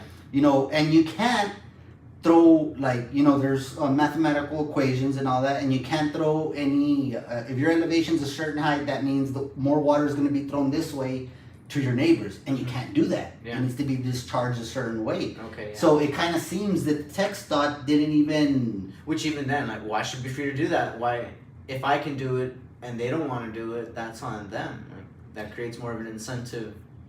Going back to my incentive thing, for them to lower their house or something, you know, like. In other words, you don't need government telling you what to do when you yourself will do it because you want to protect your stuff. Well, yeah, I mean, reasonable people. Because you do have contractors that take shortcuts and won't, be upfront with you with the And shortcuts. contracting, again, there's only a certain amount of contractors that have government licenses, and you have to go through them. You know, and so if one screws you, then you go to the other one, he screws you, but who else are you going to go to because they have licenses? And, you know, again, it's like limitation of the market. And it's a little boys club type of thing. Exactly, that gets built to where, only these people can come into this little club. And if you're doing an outstanding job, they'll cut you down. Because, hey, you're doing too much of a job, like a good job, you're cutting us out of all the business. Yeah. It's a thing where I guess sometimes if you have good intentions, it could be a good thing, but human nature is what brings out the worst in us, I think. Like competition is good, but again, with the whole duality thing, competition can be bad. Competition is good, but not if it's competition is good. Or it could be bad. It doesn't matter as long as it's true and you're responding to incentives and you're responding to consumers. Because sometimes competition could actually create, for example, Rockefeller, Standard Oil. I mean, he came as close as anybody ever came to having a true monopoly, but he only had still like 90% market share. For the sake of competition, they broke up Standard Oil, and what it ended up resulting is higher prices for the consumer and shortages, and you know, so there is a sense where like competition could be good and competition could be bad. But what is important is that it's natural. There's no interference with government where government feels it has to step in and save a failing company, or for the sake of competition, you know, favor one company, give them tax breaks and not another. level playing field. Exactly, like, and by or fair, you know, and when I was a freshman, my professor said fair defined as applies to all. So when some are getting Is that fair? Is that the definition that you have? That's my definition. After he said that, it was Professor H.W. Brands. You'll actually see him in documentaries sometimes. When I was a freshman at UT, he said that the definition of fairness is that it applies to all. It's not the same as just, whether it's right or wrong or moral or immoral. It's just it applies to all. Like that's the definition of fairness. But I wanted to add that anytime government has an idea, the reason it doesn't work out is because if it was such a good idea, somebody would have already done it. If there was money in it or if there was an angle in it, somebody would already be doing it. But for one reason or another, because it's too expensive or the resources aren't there or whatever, everyday people who want to start businesses and want to make money have rejected a certain idea. Like there's a reason why nobody built cement in the middle of those highways. There's a reason for that. There's no money in it or whatever, what have you. It only can be government who can do things like this, like have so much money and spend it on something that fails. Well, see, I mean, talking in a local sense, I think that government, as you're saying, oversteps a lot. One of the things that I'll bring up from experience is when the city wanted to make its own magazine. Okay. And they were going to actually sell sponsorship spots in that magazine where they were going to bring, you know, highlights of what they're going to do, policies and all that. They were going to sell advertisements in their magazine. Yeah, what a great idea. How did nobody think of it before? Go on. And they were going to mail it out to all the people. Free of charge. Well, yeah, they were going to charge you. Yeah. But of course, there was going to be a charge. Of course, you're paying for it on the back end. You're already with your paying taxes. for it. Yeah. But see, now that's the government creating competition with who? The people that are bringing news that sell, you know, stuff. The people that used to disseminate all of that fucking news that you had before. Yeah. That you would pay or now not you're competing against the government. Exactly. So they have breaks. They have things. They can shut you down. Oh, absolutely. I mean, who has more money than the fucking city of Eagle They have Pass? guns. They have the guns. That's all that matters. And you know, we even went to City Hall on that topic. We talked in our 3 minutes when they have council communications, and we said how, you know, how is that fair? Yeah. You know, and there was What some their response. They didn't say anything. No, because but can you?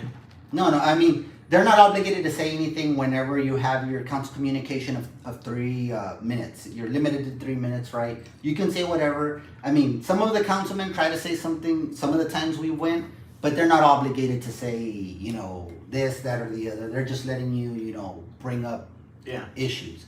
So they can say they gave you the opportunity later on. Well, we sat at a committee meeting where we heard constituent complaints and... Even at that, right? So eventually, I mean, the day that I went to go by and I said that piece, eventually it went dead. Like they voted on it. They brought it up for a vote and they tabled it. But now you see others, and I guess, again, with everything, it's good and bad, duality type of thing. The fact that now you see like the city promoting local businesses, which I understand from their aspect, but again, you're giving that free publicity that maybe at the expense of others. Yes, because that you're pitching. The city has 50 something followers, maybe, you know, versus and I'll use myself as an example, so I don't bring anybody else. Our page probably has 3,000 near in there.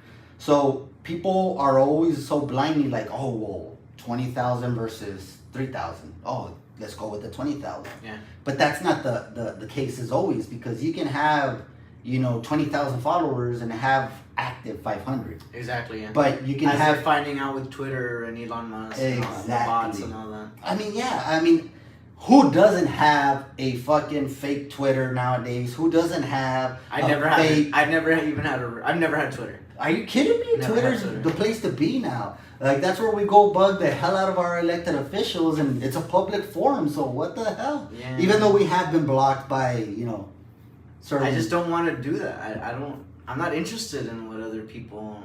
It doesn't make a difference. Like, you need to save, you need your ideas, you need to put your plan in action. Probably, in this regard, the most inspirational figure to me was Ulysses S. Grant. And what made him different as a general was he didn't care what the enemy did.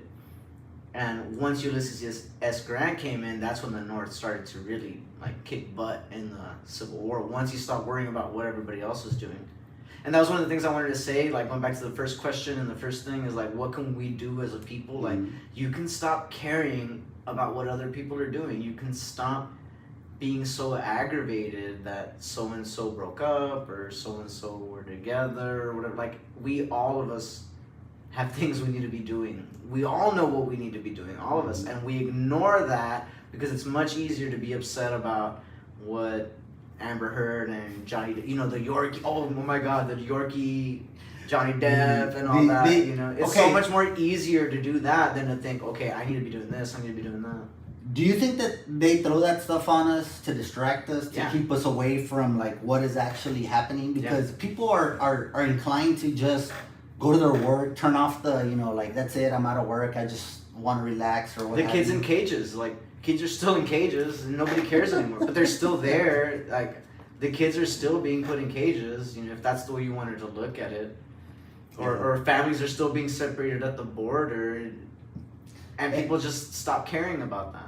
Because they're told to care about something else now. The narrative, right? The narrative that is being pushed by the media, the politicians. That's what I was saying the bread and circuses. That's what you do. It's an old trick going back to the Romans. Panem et circenses, bread and circuses. You just distract the people with whatever fight of the week it is.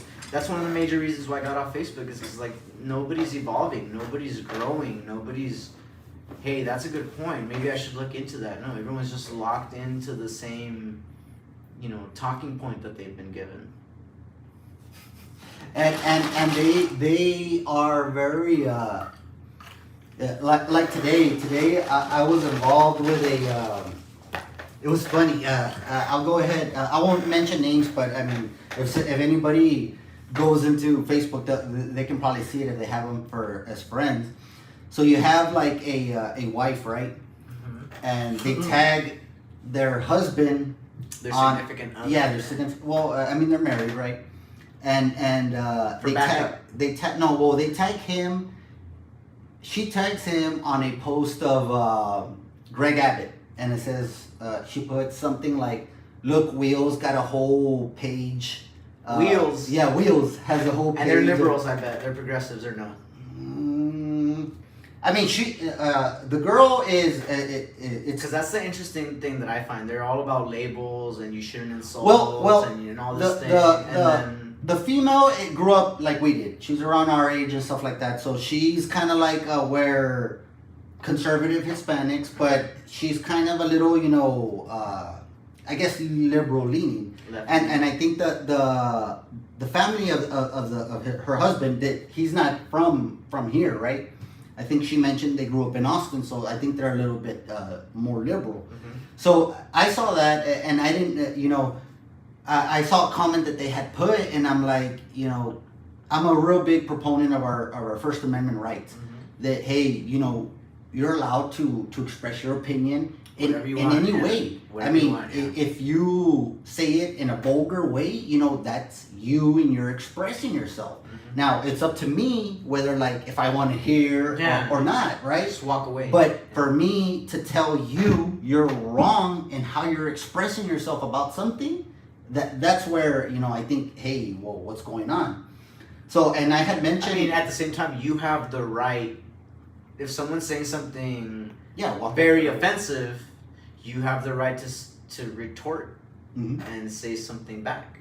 No, I mean, to me, it's kind of And like, they have the right to argue back, you know. And Yeah. that's the way it goes. and you can walk away whenever you want, and you can walk away whenever you want. But to me, it was a thing where I don't think anybody should be censored in the fact that they're trying to say something about a political figure and that's in the public concern, you know, in the public's concern. You shouldn't be attacked by somebody for saying it the way you said it. Now, yeah, attack the political perspective of it, right? Like, if you don't believe that that person was right about saying the political thing, okay, Yeah. but don't attack the way they express themselves. Don't say, I'm disappointed the way you said it, or like, you know, because Yeah, that's like they're trying to take that like, it's a fallacy. It's a fallacy. It's I don't know if it's a straw man. I wouldn't. There's a fallacy in there, but I would say that they're trying to make it seem like you're better than that. yeah, You should know better. and that's a it's mechanism. It's rhetoric. It's rhetoric. Like, you know what you're saying is false, and yet you're continuing to say it. Mm. Yeah, it's a rhetorical device. Mm. It works a lot and it works very well because people read it and they're like, she or whoever the person you're talking about, this second party, They go along with what? they're like, she's so much more poised and much more reasonable sounding, therefore she ought to be right. Because she's coming from this higher moral point of view. Yeah, You ought to know better, Isaac. Shame on you for bringing up such topics, you know, when you know better than that. Yeah, and the whole comment was just about the wheels. And it's like, to me, I mean, dude, these people are political figures. They know that they're gonna get, you know, trashed on anything that their appearance, their speech, anything. And any American has that right through the First Amendment. Yeah. To, I mean, It goes back to English common law. It goes back to the Renaissance. We have the First Amendment because our founding fathers were British descendants. And this comes out of the Renaissance. Like, the ability to critique. It's a uniquely English thing. So what you're saying is that it's not we're not unique in having that. So our forefathers were kind of pushing this like, hey, this is a new world, but it's kind of a carbon copy of an old world. I believe, if I'm not mistaken, you could go back to the Georgian period in England. They were the first ones, and the Georgians were. It's crazy because, not to go on a tangent or anything, but Go on the okay, the Georgians are the ones the United States seceded from. We seceded from King George III. Yeah, King George III, which was a Hanoverian dynasty. Mhm. England, they were so hard up for an aristocracy, for a monarchy, that they actually chose a German family to come rule them. Rather than being, okay, let's set up a republic, let's have a president, whatever. No. They're like, hey, well, we need a royal family. Let's pick one. And they picked one out of Hanover, which is what they call the Georgians. Did not know that. Mm-hmm. So literally, this group of people picked somebody that's not even a part. They weren't even English. Yeah, they picked them from Germany. Wow. The Georgians, and the Georgians came, which is why I said George the First, George the Second. We seceded from the Mad King George the Third, quote unquote. But anyway, it's what's known as, I believe, the Glorious Revolution. I think this is the 1600s. The Georgians were the ones that allowed a free press, that you can critique me, you can make fun of me, you can look back at like cartoons of their like fat butts or their fat bellies or whatever. Yeah, I mean, it's old, so yeah, it's not necessarily that new. Nothing's that new. That's the thing. Like, I think that's what people take for granted. People are acting like this is the first time this has ever happened, and I think that's the perspective that's lacking. Is if you were to look back at Rome or the Renaissance, or these early like Greek city-states and all that, you'd realize that like this has been tried before. These ideas aren't new. They failed for a reason, or they've worked for a reason. But because we have this with the recency bias. We think that we're the best that's ever lived. Nobody has ever thought up these ideas before. We're the first ones. We're the best. Yada yada yada. No, yeah. Seinfeld. But now how you're saying, let's kind of switch gears a little bit. You're saying everything kind of repeats itself and this and that. Now, my or nothing's new. I would say it's nothing. None of this is new. Yeah. And to me, I've always been. I've never been able to explain everything out exactly, other than life. Everything is about cycles. Mm-hmm. Every single thing. I mean, you can talk about cycles of the day, Patterns. Yeah. patterns, The Bible, like, routines. To everything, there is a season. Yeah, exactly. So, again, and one of the things that kind of boasting up what you were saying is that things are not new. Mm-hmm. They're patterns, they're cycles. I think the Mayans were one of the ones that try to show us without really trying to show us of the cycles that are coming out. And they had it down to the day, to the hour. I mean, how did they know what was going on up there? You would have to. With, I mean, the honestly, way I make sense of it, I've been to the Yucatan Peninsula. Really? Yeah, I've been there. Can you describe it? I mean, It's amazing. It's briefly? jungle. Okay, so I think I mentioned it last time. I'm a huge military history nerd. So like I go out on the terrain and I'm seeing the hills, I'm seeing the roads, you know. Okay. So when I was in the Yucatan Peninsula, I was like, how could an army infiltrate through here and all that? And to me, it's like it's just pure jungle. It was crazy. It's beautiful. It's beautiful. There's a reef too that like protects the. I mean, it's just an amazing place. So geographically, it was a strong military type of point. I think the reason that it's so famous is because of the cenotes, the watering holes, the caves, the underground caves, which creates like life up above ground. And so I think that's why they moved there and why it was such an important place, because it was like water. There was water there, fresh water. Well, I mean, they found a lot of like canals and ditches that were so advanced to compare to the kind of stuff that we have right now, as far as like irrigation canals and gravity flow and all that, right? Yeah. So the only way I could explain it is they had some guy every day like marking it down, like, okay, the sun looks like this.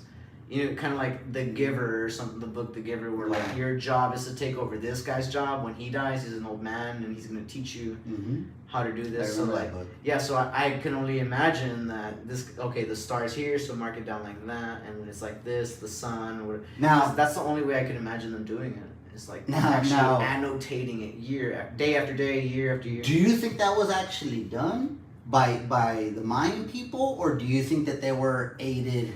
Aliens and all that. Yeah, I mean, let's bring up that topic. I don't know. We did tease it. It was a teaser. We did tease it. I don't know. It's. How could you say yes or no? It's the same thing with God. Like, how could you say yes or no? Now, there's no how proof can either you, way. like, okay, you're a smart guy, obviously, and would you say that we're alone in this universe? I don't know. I'm not sure about that. We could be. I mean, it depends. Well, is there any other life Yeah. outside of Earth? I guess is a better question. Depends. Not I just think. our- I think it depends on like what you define as life. Like, are we talking about intelligent life? Okay, intelligent life. Because I could imagine that like on some planet there's a bacteria or something that exists, some enzymes that exist, and all that. That to me doesn't seem out of the ordinary. Intelligent life, I'm not so sure. I don't think there's evidence either way. I think if you say yes or no, you're banking on, you're taking a guess either way. Because how would you know, really?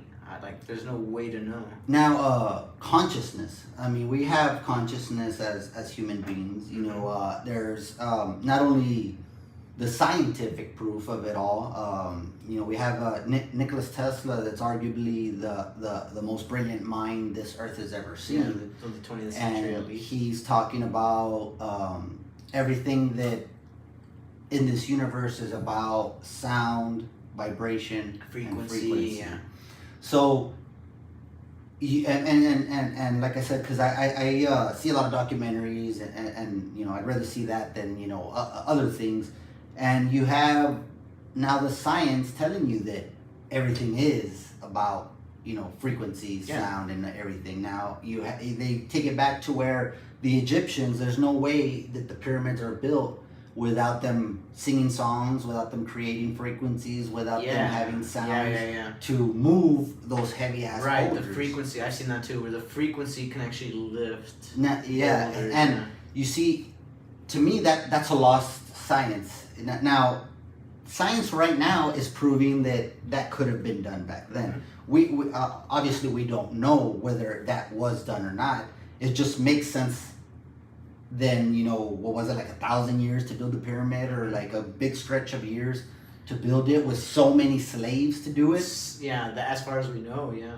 Yeah, and the exact measurements, the preciseness of these pyramids being built, Yeah.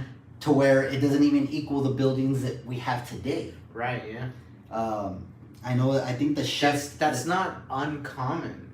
No? That's the thing. Well, it's not uncommon for, as time to go by, that we lose certain technologies. I mean, even in our current day, we've lost certain, like, it used to be that you knew everybody's phone number in your head, and now you don't know anything. So, you know, I think, what was it, like the sculptures and stuff that they did in the Renaissance, there's no artist alive that could make the David again. Those skills are just lost.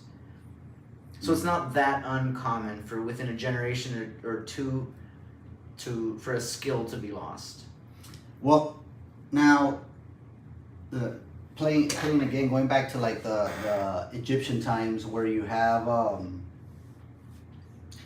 very suspect hieroglyphs being drawn, weird things kind of being shaped.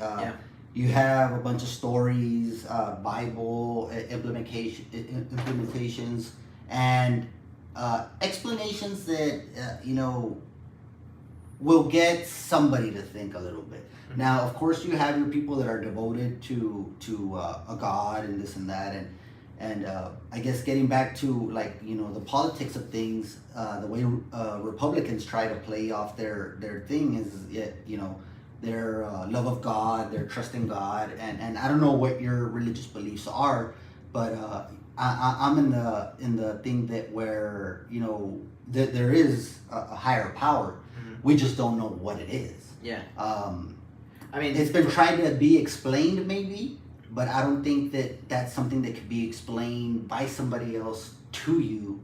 You couldn't know. You couldn't know. Yeah. You yourself as an individual, you can't know. You can't take someone else's word for it. Yeah, you would have to experience. Either you know or you don't. Like, I'm thinking of Rene Descartes' meditations on first philosophy. Like, what he did was prove that you yourself as an individual exist, but you don't know. When he said, I think, therefore I am, cogito ergo sum, I think, I exist, or I think, therefore I am.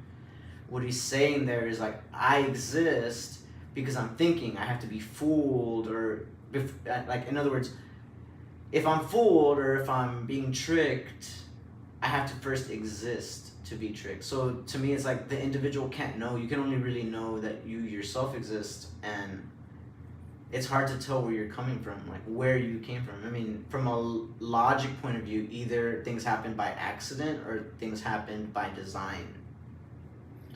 And me personally, you see, like, the way your eye looks like a galaxy, you know, or the way nerve endings or nerve centers look like, you know, the cosmos. To me, it's like, it seems kind of out of the... You think it's kind of a stretch, or...? It's a stretch to think that it happened by accident, to me.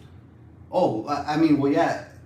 What you're getting at is as above, so below. Yeah. And there's been a lot of, you know, cases that you know, hey, look at this part of us, or look at the heart, and look how it relates to this out in the universe. Mm-hmm. Now, but or the ability to like from one heart to connect to another. I know maybe some people can't relate to that, but it is possible. Like, well, because for it's one heart to vibration. know- Yeah, exactly. It's Yeah. frequency. It's electricity. No, yeah, and the reason why I bring that up, I mean, there was about, I guess everybody can probably say this, right? And during the COVID time, everybody picked up a little bit of interest and started researching. I mean, at least in my experience, man. And I went into like the little dive of That like, was the you best know, part of the whole COVID lockdown. Yeah, because you had an opportunity where everything stopped. Mm-hmm. Time stopped, literally. What we were saying, you're too busy with your job and your mortgage And that- paying your whatever. But suddenly, your kid's baseball practice is postponed.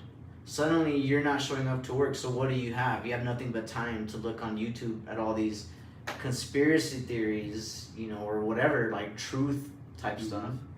Yeah, And people's eyes opened up. Yeah, and that's where I had my little dive, I guess. I like to call it an awakening. A lot of people did. Yeah. And that's where I kind of started getting in. I think that's where it backfired for the powers that be who tried to. Yeah, because I mean, it's coming out that they wanted to keep us at home. Mhm. They're still trying to keep us at home because, like, they still tell us that COVID's rising in certain areas. Yeah, China and Hong Kong, I think right now. People are Yeah, trying to escape. like everybody's Australia, Canada, yeah. and to In me, case you didn't know, they're locked down. They take you out of your home in China. They take you out of your home. communist country. Yeah, you coming back. This is happening right now. You're coming back to your home and you're like, where's my house? Who's living here? Where's my stuff? I left it here. I thought I was going to be quarantined for 6 weeks. I'm coming back. Now there's a whole new family living here. Oh wow. And I think that's what a lot of people don't realize, how good we do have it here. Mhm. But then, I mean, every country has their intricacies with what kind of government establishment that they have currently. The difference is we have guns and those countries don't. So they can do whatever they want to them. Yeah, It's because the reality. I mean, yeah, I think, I mean, I hate to say it, right? I chuckle, but Uvalde showed us that, you know, cops do fear, or authorities do fear. Government figures. Do fear the backlash of somebody having something, and it's a terrible like example. Oh, I see what you're but saying. Yeah. you get what? Yeah. Is that, you know, there is a fear that like, hey, you know, I'm not gonna go and no, you go, like, you know what I mean, like, because and that's good because it keeps the tyrannical government. It shows. going. Yeah. It illustrates what the power of it is. I mean, Mhm. it's a bad example. I agree with you, but. I hate to use it as an example, but that's what popped in my But I mean, head. you can go back. I brought up the Bundys, the Ammon Bundy family, and Uranium One and all that. They were, I think their land was gonna be seized in like 2007, and a bunch of ranchers showed up armed, and the government just had to stand down, and that's the way it used to be. You would show up, and you'd be armed, and they'd be armed, and they'd stand down because, for the most part, I know a lot of people don't want to believe it, but they do infringe on your rights. They will take your property. They will create some kind of new zoning that'll screw you if you don't pay, and there's just a lot of ways that government can screw you if they want to or when they want to. Government and the bureaucracy involved with the government as Mhm. well, because I mean that goes into bureaucracy is what brings out the emotion in government, and government reacts to the bureaucracy's emotions that it's instilled in it. Yeah, And and I because the citizenry isn't saying no, we don't want that, or they're not standing up for it, then it just continues, and nobody says anything. Yeah. I mean, the cement in the middle that we were talking about in the Yeah. city. Who was there? Like, no, you're not putting a single yard more. you know? Probably nobody. Nobody. Yeah. And Because it the was built city- before you knew it. That's another thing. Yeah. They do it on the sly. They do it at night, so that when you wake up, you're like, "What the heck is this?" Yeah, and that goes back also, everybody, that you know, participation. We know you're busy. We know you have a life, but participation is important, especially if you want to criticize. They do notice. If you want to criticize any government, anything, you know, I'm a big proponent of you guys. Please criticize, because that's what makes something better. But when you're willing to just accept. That's what makes a society free. Mhm. again, going back to the Georgians, what was so different about them is they allowed criticism, and it's that allowing of criticism that gives them the feedback that allowed the Georgian regime, which, like I said, they're Hanoverian Germans, they have no business in England, and yet they were able to survive. And like the royals today are descendants of them. They're not even English, you know, Prince Harry or William or Queen Elizabeth, or they're not even English, they're German. Yeah. What allowed them to do that was the fact that they were listening to all that critique, and they allowed it and they adapted to it, and they've been ruling for 400, 500 years now. That's crazy. But yeah, the point is they do listen. I know there's a misconception like, what does it matter? They do whatever they want or anything. Like, no. A lot of people do say that here locally. Yeah. Is that I don't mean to cut you off, but that is something that I've heard over and over again, and it upsets me because that's the mentality that like, hey, they're not gonna listen to me anyways. Yeah. But eventually, I mean, I think you said it, that you get that group together and they're gonna listen. You do it enough times, and eventually a politician's gonna listen and be like, if I want to be elected, I need to give them that. You know, because I said earlier, like, it doesn't matter if it's A, B, or C, or D. The problem is the system itself. But when you're consistently voting against that system, eventually somebody's gonna get the idea. Hey, the way for me to beat all these like D-bags or whatever is to run on this kind of platform, which is what people want. You see it, and you see again, you're appealing to someone's greed. It's using greed, you know, someone's lust for power in your favor. I mean, that's really the only way. Because you yourself aren't going to run. I mean, let's be honest. Most people aren't. Yeah, most people don't want to take that kind of ridicule, and because I mean, it comes. Yeah. It comes. Yeah, it's a stressful. And what you said is resonates with me, because what I see is that how the whole movement of Trump kind of like rose up, and the MAGA and all that stuff was because of the same reason you're kind of talking about, is that like it reached a certain demographic or a certain thing where like, hey, you know, silent majority. Yeah, exactly. And I think that's what we have. And not only in the national scope, right, but also in the local scope.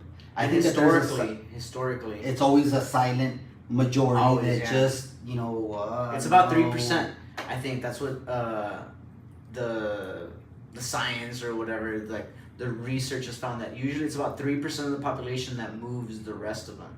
So in Germany, the Hitler, you know, the Nazis, it was only about 3% of the population that was actually Nazis, and yet they drove the entire country.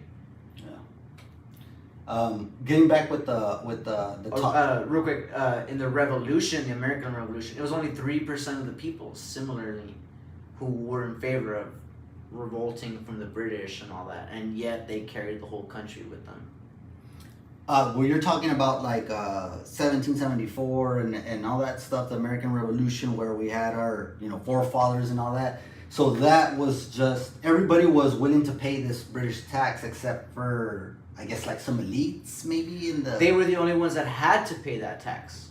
Oh. I mean, you're not doing it. You're farming. You're common folk. You're pulling your donkey or whatever. Yeah, the stamp tax, for example.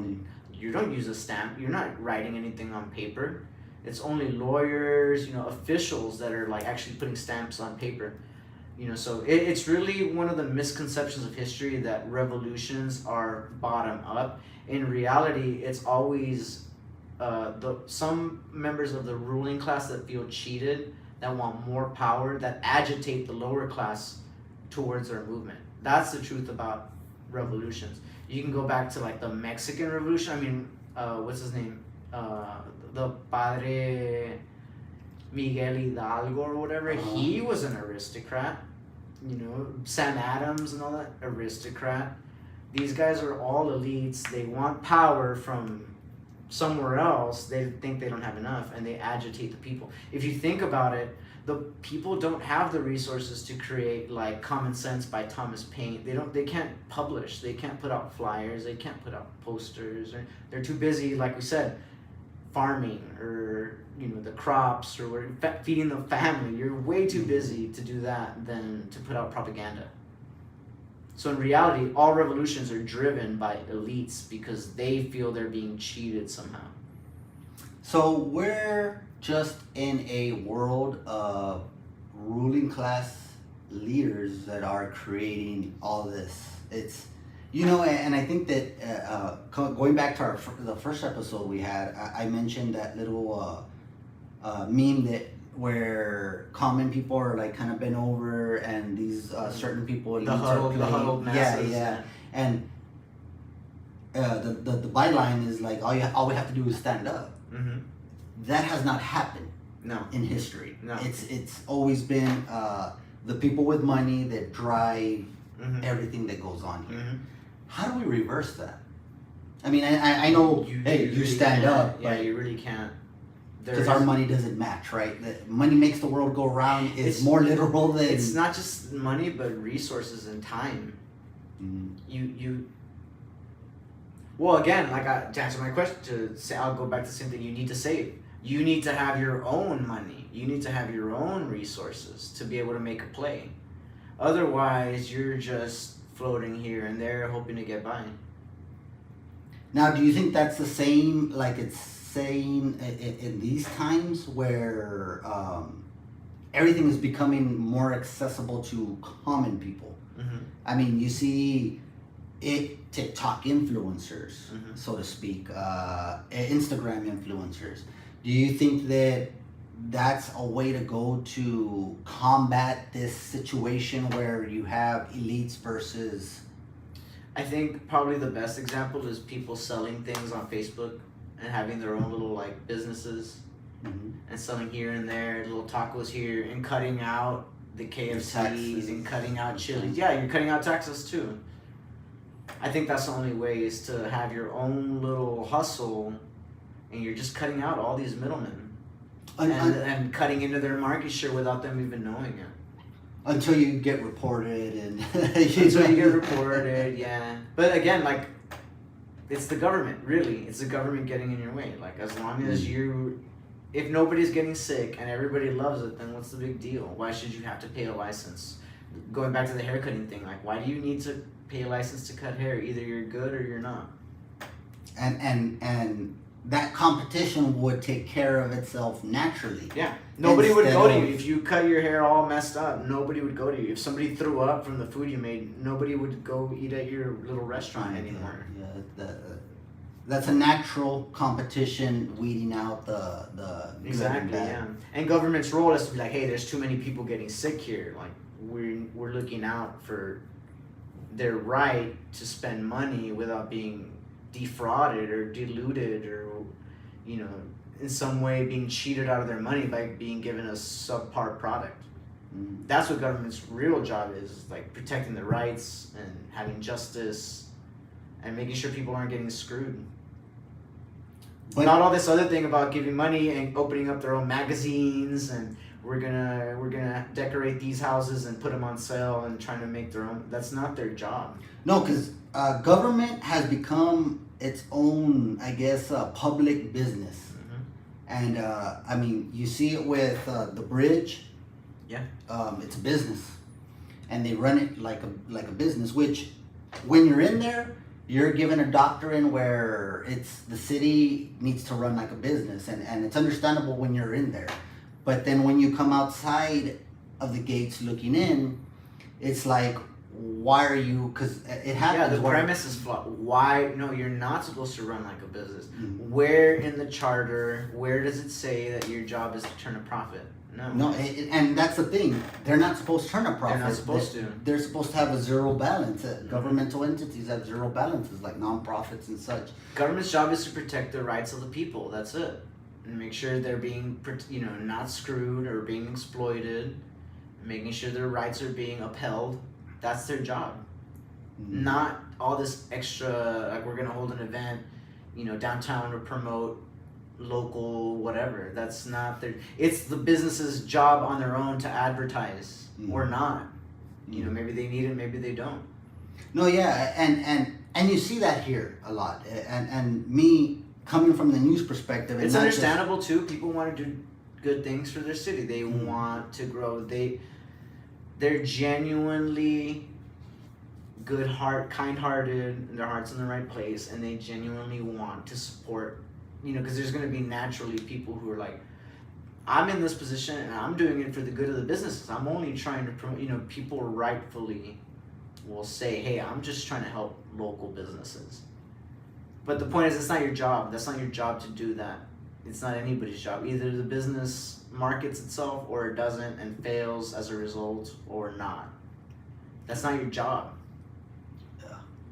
No, and I totally agree with you. I mean, we've been highly critical in our news publication with the job of the city manager, the job that he's done, and the job of the economic development director, which are on our top 10 of getting paid salaries, which is going to come soon, guys. We just need a couple of more gaps to fill. The top 10 of the city of Eagle Pass, top 10 salaries, and city manager, of course, is that number one spot.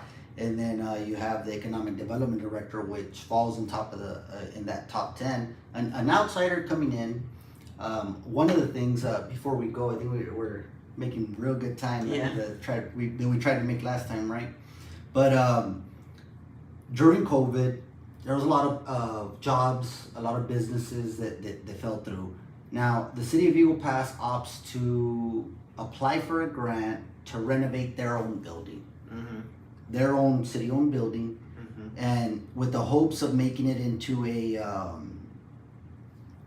what are those things called, a business hub, to where you have office space for up and coming businesses and assistance for up and coming businesses, which I'm not saying is a bad idea. No, but I go back to this: if it's such a good idea, why hasn't somebody already done it?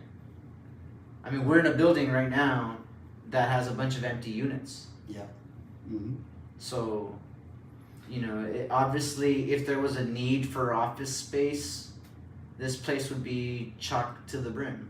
Among other places, not just this place, not to criticize this place, but there's a lot of places, buildings around town that are empty. So why do we need another one, and we're going to only promote this one and not the other ones? Well, see, and they got a pretty good figure. I think it was like $3 million to renovate their own city building. Yeah. Now, Nice. and I was highly critical. Where does that $3 million come from? It was a grant from the economic development, U.S. economic development. Ultimately, us though is what I'm. Well, yeah. From the taxpayer money, and I don't think, of course, they have their. Because they grant it, but it's not like they have the money. It's not like they earned it. No, not at all. They tax up the people, and now they have the money to give a grant to someone. Well, yeah. I mean, if you follow down everything like that, yeah, there's so much surplus of tax. Well, it shouldn't be forgotten. Money. That's what I'm saying. Yeah. Or it course. shouldn't be overlooked. No. Grant money comes from us, regardless. Grant money is just, again, an allocation that's, hey, we have this available, you have to give us your plan, and then you'll get awarded accordingly. Now, I wouldn't have awarded this grant if I was in the U.S. Department of Economic development. Yeah, economic development. I'm saying the department wrong, but I wouldn't have done it because you're renovating your own building. When so many businesses around, went under. So many businesses. That's $3 million. Imagine. $3 million. Look, there was other. Now the city does have a revolving loan, but it comes from the USDA, and from my understanding, you have to put up a collateral. So they give you a loan, the government. Well, see, in that one, meaning they take taxpayer dollars to lend you. Yeah. They take money from everybody to lend you, and now you have to pay that interest back. Mm-hmm. Okay. Well, now that the program the city has, my understanding is they partner with USDA, and USDA requires a collateral, which is pretty much your business. Like if you don't succeed. Oh, so then the government can take. If you don't your succeed, business, yeah. we got your business. If you don't pay something back on time, we can bug the hell out of you. Yeah. So you have that. And now, between private businesses, you would dispute that, and a court might find, hey, that was unreasonable. But if you're going up against the government, exactly. Yeah. I mean, let's not kid ourselves. You go to court, that's government. They're there. They're hired there, but they work very closely with the rest of it's the same thing. Yeah. So, and whenever this economic development grant came out, they had an option, as many other cities in our region, Southwest Texas, they chose to like, hey, let's give a revolving loan, or let's just, outright, you have a business, you can show us that you're lost, boom, we'll award you a fixed amount. Winners and losers. Yeah. Yeah. But the city didn't do that. They said, give me the money, I'll renovate my little building that, a lot of those downtown buildings, I mean, I'm sorry, people didn't take care of them. Yeah. They didn't. And I say that because I worked in Del Rio for a year as their grant writer. I've seen their downtown. It's a totally different story, man. Like, they took care of their culture, where they started from and everything. Now, Eagle Pass, there is some buildings that are, they've done an okay job with some of the buildings down there, but some of them it's just a freaking, like you're throwing money and the structure is all messed up. Now, how can you justify that? They already invested. You don't, because nobody's asking you to. Yeah. Because nobody's asking, hey, where did all the money go? You see, and that's one of the things that before we actually started like the Rising Texan or anything like that, it was Isaac Reese saying like, what the hell? Like, why are y'all doing that? And some people saw it, some people didn't. But it was like, I got a message immediately from the it's because you don't understand economic development. Oh, yeah. It's us and them. You don't understand. This is very complex. No, and I'll be honest, on LinkedIn, he sent me a message because that's where I put it out. And I'm like, how are you guys not helping businesses that are in need right now, opting for future business? Future business is not hurting at the moment. It's the businesses that are already established that are hurting because of COVID. I mean, that was the difference. Again, I take exception to because of this COVID, this pandemic. No, it's because of government intervention. Government shut down. Closed all the businesses. Government made businesses do this. Government made businesses do that. It wasn't COVID. It was government interference. In each and every level. Yeah, so I just hate when people say like, I'm not criticizing you, but in general, everyone's like, oh, thanks to this pandemic. No, it wasn't the pandemic. It was government action, government interference. Government action because of what was going on, or what was created. Because we don't even know whether it was 99% of people recovered. That's better than the flu rates. I mean, so honestly, was COVID that bad? No. They never shut us down for the flu, and the flus existed, killed people, more people than the COVID, right? Just like you're saying. Tuberculosis kills 2 million people per year. And it's super contagious. Tuberculosis is very contagious. And nobody hears about that. Well, no, we're not shutting down the economy over tuberculosis. We're not shutting down schools over tuberculosis. And I mean, you're right in correcting me and saying, that was a government that shut everything down.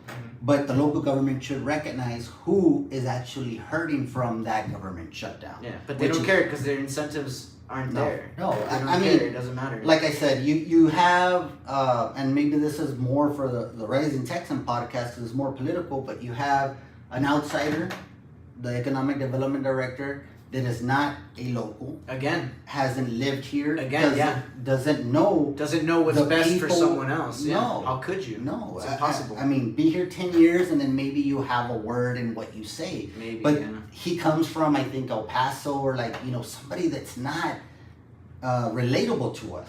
And as much as we want to say that, hey, Texas is Texas, I've lived in Eagle Pass, I lived in Del Rio. They're 30 minutes away from each other. Totally two different communities are different. Everybody's totally different. Yeah. And that was my thing whenever it's coming up, and especially with the city manager that he's not from here. And I understand competition, and people say that, hey, well, if you get somebody here from local, they're gonna do this, do that. Yeah, but they know the issues that are here. Yeah. And I think that I've always been a strong proponent that we can govern ourselves. Exactly, yeah. Now, just because maybe the past years you've chosen the wrong damn guy to do it, that doesn't say that we cannot govern ourselves. We don't need outside Therefore, ideas. I'm helpless. Therefore, I need somebody to tell me what to do.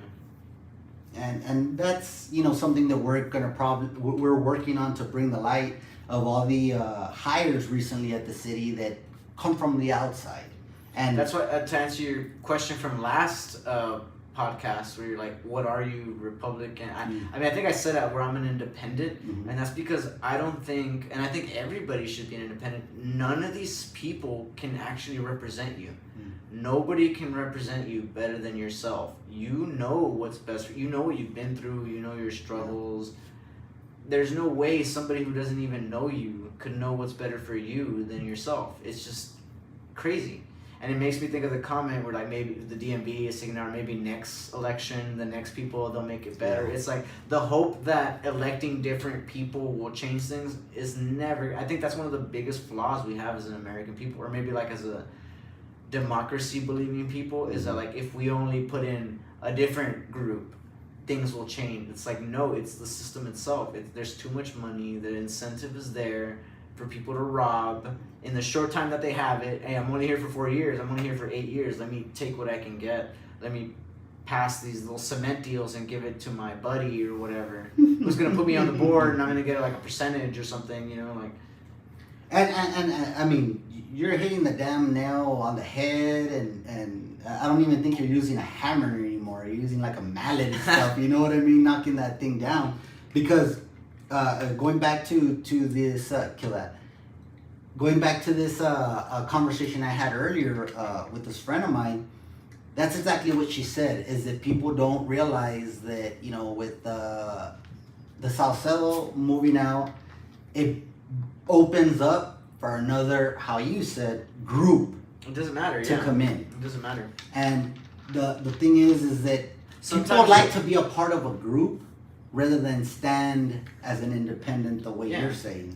Sometimes though, you know, you want, I don't know, Salcedo, but you want him out, be careful what you wish for. The next guy might be worse. That's the thing about democracies, or, you know, you were voting this guy out, the next guy might be worse. Like, that's one thing that, and he has the same amount of power, he has the same levers, he still has all those, you know, goons at his disposal to be able to send and trouble you. Well, his own, right? Like his group of goons. Yeah, his group of goons. I think the lady said is that, like, okay, I don't know if you ever saw that newspaper thing where it came out, the Yum Yum tree. No, you never saw that? It sounds familiar. Well, see, that was one of the, I think, the most credited political stunt that people credited to knocking Salcedo out. So in the back of the Gram here in Eagle Pass, you have a full page in the back, this big old tree. You have Salcedo, other certain commissioners, then you have all the people that are working with the county, all the goons, this and that, with their salaries, and like kind of like, well, what is she doing? What is he doing? Yeah. No, you know, and like the school when yeah, like that big old tree. So what they told me earlier today is that, hey, all what we did right now in this recent election, whenever, you know, they voted out Salcedo, they voted Ramsey, the Democratic nominee, a lot of people say they just chopped one tree and they planted another. Yeah. And see, how do we prevent that from happening? Or you can't. Not if you continue to believe in the system. It's the system itself that's the problem, not the people. You would have to decide, you know what? I want to be self-representative. My land, my rules. That's the way it's supposed to be. Other than that, there's no way to combat it, because we continue to believe in the system, and so we're going to continue to give people power no matter what. You have to take power back and be like, no, I don't care. You have to go back to like the West, the old West, when you could have, you know, guns or whatever, and tell the sheriff to screw off, get off your land, because it's my land, my rules, you know. Mm-hmm. Until you decentralize to that point, you're just constantly going to be exposed to people who can do anything they want, really. And I think that's... And harness the resources of the community against you, yeah, if they wanted to. And that's what's being done. I mean, I think you explained it perfectly, and it's not until people stop giving them money and being like, no, I don't want that. That's my money. You know, it's really the fact that they have so much money from taxation that they can do that. Mm-hmm. None of this was possible prior to the Civil War, because what the Civil War did was create a big, strong, centralized government. Yeah, and income tax. Income tax came a little bit after. But you could do that because you had the money and the resources to send a federal army down to where you were to make you do what they wanted you to do. Yeah, before that it was impossible. The federal government just didn't have the resources to do that. And the federal government now has a plethora of resources to get anything done. Now they could just disappear you, and I mean it's not uncommon. You committed suicide. Right now, there's women missing from the Pfizer vaccine trial. Straight up, like 200 women missing. No clue of where they are or anything. Just disappeared off the face of the earth.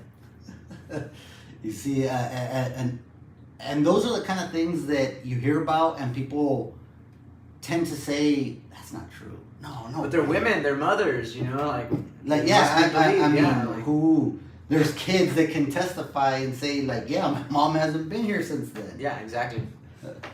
Oh man, guys, this is the Monday Marathon. We're trying to bring you episode 2. Yeah, this is episode 2, guys. Can I say real quick? June 6th, D-Day. Today is D-Day. Happy D-Day. It's when the Allies landed in Normandy. Ooh, happy D-Day. That's a good one. What's it called? Saving Private Ryan. That opening scene. That's D-Day. When they arrived in the beach, right? Yeah. Omaha Beach and all that. It's a very important day today in American history. That's big shout out to our military. We're strong military supporters. I mean, at least the show. I'm sure Eric is as well. We support our military, our law enforcement officials. They do a job that they shouldn't. It's an impossible job. Yeah. They shouldn't have been doing the job that they're doing right now. Every day they get more and more. I guess I'm specifically saying kind of like Border Patrol and stuff like that. The military and everybody really. Cause the problem is they're constrained by government. Same thing. They can't do their job adequately for the same reasons. Yeah. And it's ridiculous what's going on here in the border. But guys, I want to thank y'all for joining. We have the Monday Marathon podcast. And I don't know, guys. What do you think? Should we have Eric on next Monday again? have a three-peat? I don't want to oversaturate the market. No. If that's what the people want, I'm a man of the people. We have our Monday Marathon, and it's a new podcast we're trying to build up, something different than we typically do. And these topics have been pretty good from what I'm getting here in the comments. It's just, I think what we were talking about earlier, our consistency, maybe showing up a little more. I think. People want. That's what I was saying, Isaac. Is like, I'm a huge podcast listener. I love podcasts. I listen. This is why I wanted to be a part of this, is because I just love the medium. How do we get away? Like, to answer your question, how do we get away from the mainstream media? How do we get away from the government messaging and all that? To me, it's podcasting, really, and books. Yeah. Which I wanted to answer your question, like how. Eric, when you asked me, how do you read so much? Yeah. I never got to answer that. That was the very beginning. Yeah, that was the very first question. And I want to say is like, just start it, because I play trumpet too. I go to the gym and everything. You never want to do it. You're always so lazy. You never want to start, but yet you pick up the book, you read a page, next thing you know, you're in it, an hour passes by. Or you pick up your instrument. Mm-hmm. Just pick it up. Like, I have my trumpet, I don't want to play, and then I put it to my lips, I start to play. Next thing you know, I don't want to put it down. So my answer would be like, just pick it up. Just make yourself do it, because you actually want to. Mm-hmm. And guys, if you guys want to follow Eric on Snapchat, what's your handle on Snapchat? This guy, he does bike rides like ridiculous all through the damn city, man. I see his Snapchats and I get tired just looking at him, man. And I don't know if you want to give everybody. My Snapchat is Eric ERICDV22, or I think on Instagram I'm like Eric V22. But that's it. Social media. I don't have any Facebook. I don't have a website. I don't have anything. Right. So in other words, if you guys want, I try to be off the grid. Yeah, and if you guys are interested in what Eric has to say, obviously he's been our guest 2 days in a row, and possibly a third if the people want, of course. And reach out to me. I'm super open. I'll talk to anybody. He has his. I'll get his Snapchat. I'll post it on this conversation on this video for you guys if you guys want to follow him. And like I said, I follow him. I look through his stuff. I get tired looking at his damn bike rides, his books, interesting stuff, guys. And that's why we wanted to bring him on to, this new podcast that we're trying to make. So tell your friends about it. Real quick, I know any viewers have anything like. Let's see. I had asked. One of the things that they brought up was to the thought about how long it takes for something to be lost in generations. That's what we were talking about. Oh, This it could be from one generation to the next. This idea presented how long the Israelites took in the desert. Interesting topic, guys. Even going back to the Israelites, like 40 days and 40 nights, and yet Moses was gone for like a couple hours while he got the 10 commandments, and then they were already worshiping a calf. So it's like it doesn't really take too much time for people to revert to old habits, I guess. Yeah, it's hard to create new habits if you don't get rid of the old ones. You have to create new habits to cover the old ones, but the old ones might resurface again. Yeah. Depending on how, how many years you practice that habit. Yeah. But guys, we'll go ahead and drop his Snapchat and Instagram information on this video. Follow this guy, Eric Velasquez. If you want to see him again on our third show, please drop a comment, say yes, say no. This more than anything is for the people, for you guys to explore different concepts. To maybe answer the question why. That's my biggest thing in life. So why is this like that? Why is this like this? And there's so many whys out There's there. so many There's whys. It's the most fascinating question, and yet nobody asks that question. Yeah. You're not gonna see on the mainstream. Why are they doing this? Why? Blah blah blah. So Yeah. that would be my goal, if anything, is to answer that question. Why? Yeah. Guys, you might get your question to that why answer here with us. This is the Marathon Mondays podcast. Oh, can I plug something real quick Go for before I forget? Yeah. Everybody watch the show Dope Sick on Hulu. Dope Sick. Let me put that. One word, DOPESICK. I think it's the duty of every American to watch that show. And if you watch that show, it's a true story starring Michael Keaton. If you watch that show, you're going to understand why we're in the situation we are today with the vaccine and COVID and all. It'll explain so much. It's about the opioid crisis, but if you can parallel that to what's going on right now, I mean, you'll understand so much more about what's going on at the moment. Awesome. Guys, again, the Monday Marathon Podcast, episode 2 with Eric Velasquez. Eric is a returning guest and maybe returns again for our third episode if you guys want. Eric, thanks again. Yeah, Appreciate it. Anytime.